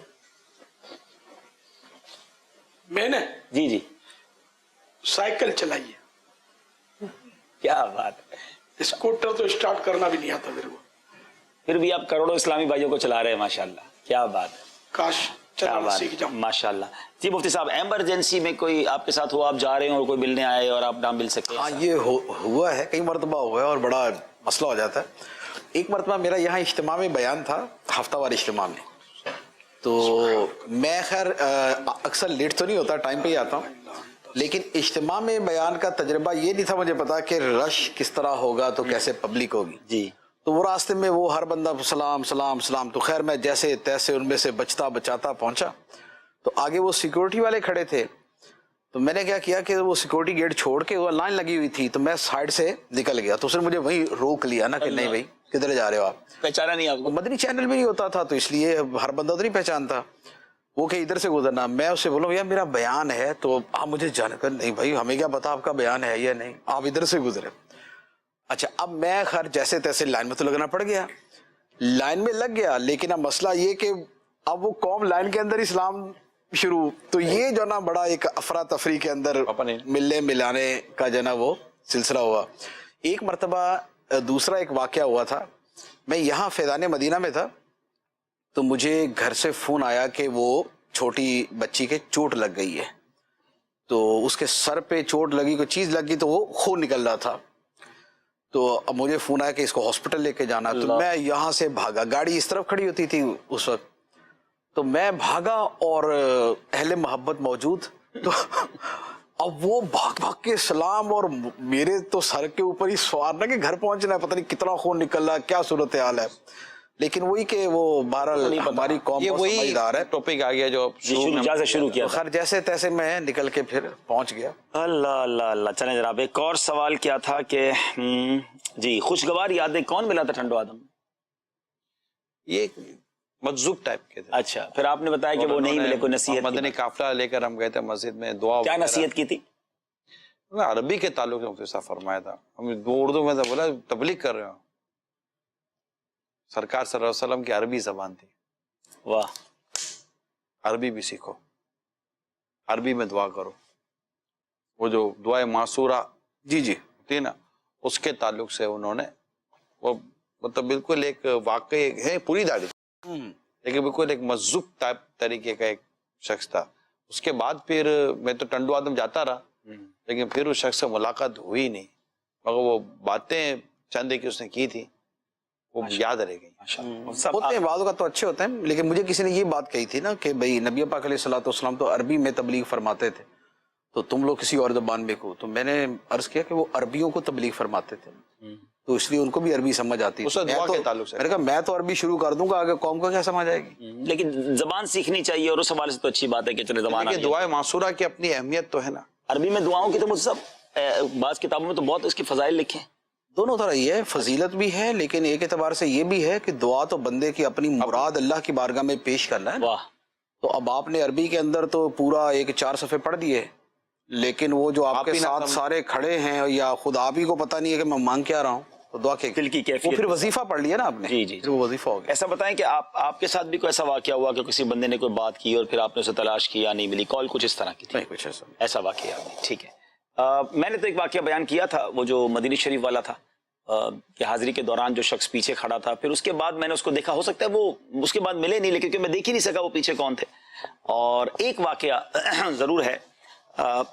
آسٹریلیا جب میں پہلی بار گیا مفت صاحب سڈنی میں، تو وہاں جس مسجد میں ٹھہرے تو اس مسجد کے امام صاحب جو تھے نا وہ بڑے الگ سے مجھے لگے. ہم سوتے تھے مسجد میں، جب آرام کرتے تو تہجد میں وہ اٹھ جانا اور کونے میں بیٹھ کے وظائف پڑھنا، اور وہ غالباً سیرین تھے تو یا کسی اور ملک کے تھے. بہرحال میں نے ان سے بات چیت کی، کچھ ذکر کیا، تو ان کی زبان سے ایک جملہ نکلا کہ میں ایک ایسی شخصیت کو بھی جانتا ہوں کہ جن کی حضرت خضر علیہ السلام سے ملاقات ہوتی ہے.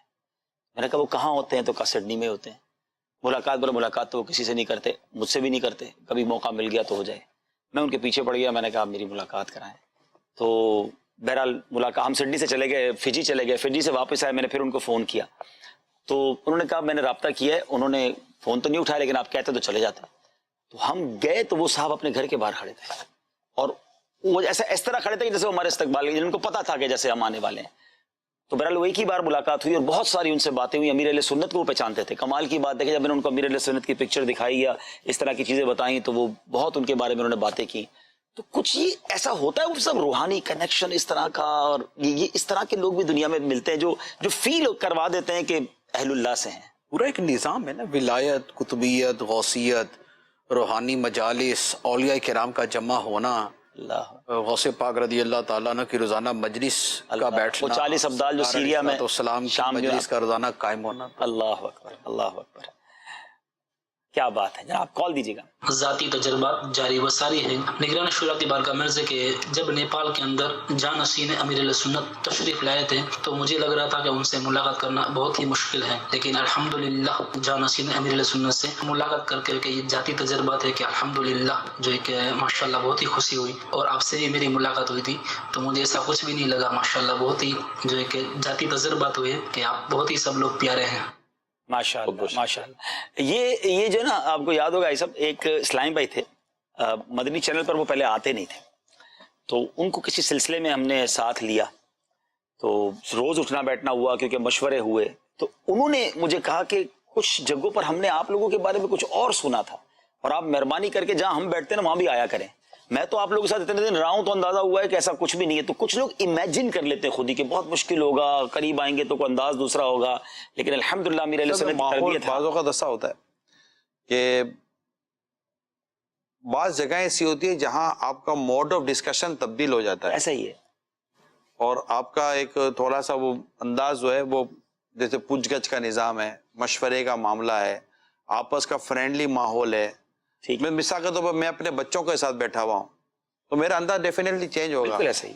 تو یہ الگ الگ باتوں کا ہوتا ہے، لیکن عموماً ہم چونکہ جس تحریک سے وابستہ ہیں ہمارے مزاج میں ہو سکتا ہے کہ بعض وہ باتیں ہوں جو کہ قابل قبول نہ ہو، لیکن تحریک کا مزاج جو ہے نا وہ یہی ہے جو امیر سنت سے ہم سنتے ہیں. ہم سب کو اسی مزاج کے مطابق ڈھلنا ہوتا ہے. تو اللہ کرے کہ ہم نرم، اچھے اور آسان بن جائیں تاکہ ہمیں بھی دنیا اور آخرت کی بھلائیاں نصیب ہوں اور بہتری ہی رہے. اور نیکی کی دعوت کے لیے ضروری ہے کہ ہم میں نرمی اور آسانی ہماری ذات میں ہونی چاہیے. ہم ذاتی طور پر بھی آسان ہوں اور نرم بھی ہوں اور شریعت کے پابند بھی ہوں. ماشاءاللہ میرا ایک ذاتی تجربہ یہ ہے کہ جب بھی سلسلہ ذاتی تجربات کیا تو وقت بڑی جلدی گزر جاتا ہے اور پلان کچھ نہیں ہوتا گفتگو کیا کرنی ہے، لیکن اتنے سارے موضوعات آ جاتے ہیں اور ماشاءاللہ بہت کچھ سیکھنے کو ملتا ہے. امید ہے کہ ناظرین کو بھی بہت کچھ سیکھنے کو ملا ہوگا. دعاؤں میں یاد رکھیے گا. سبحان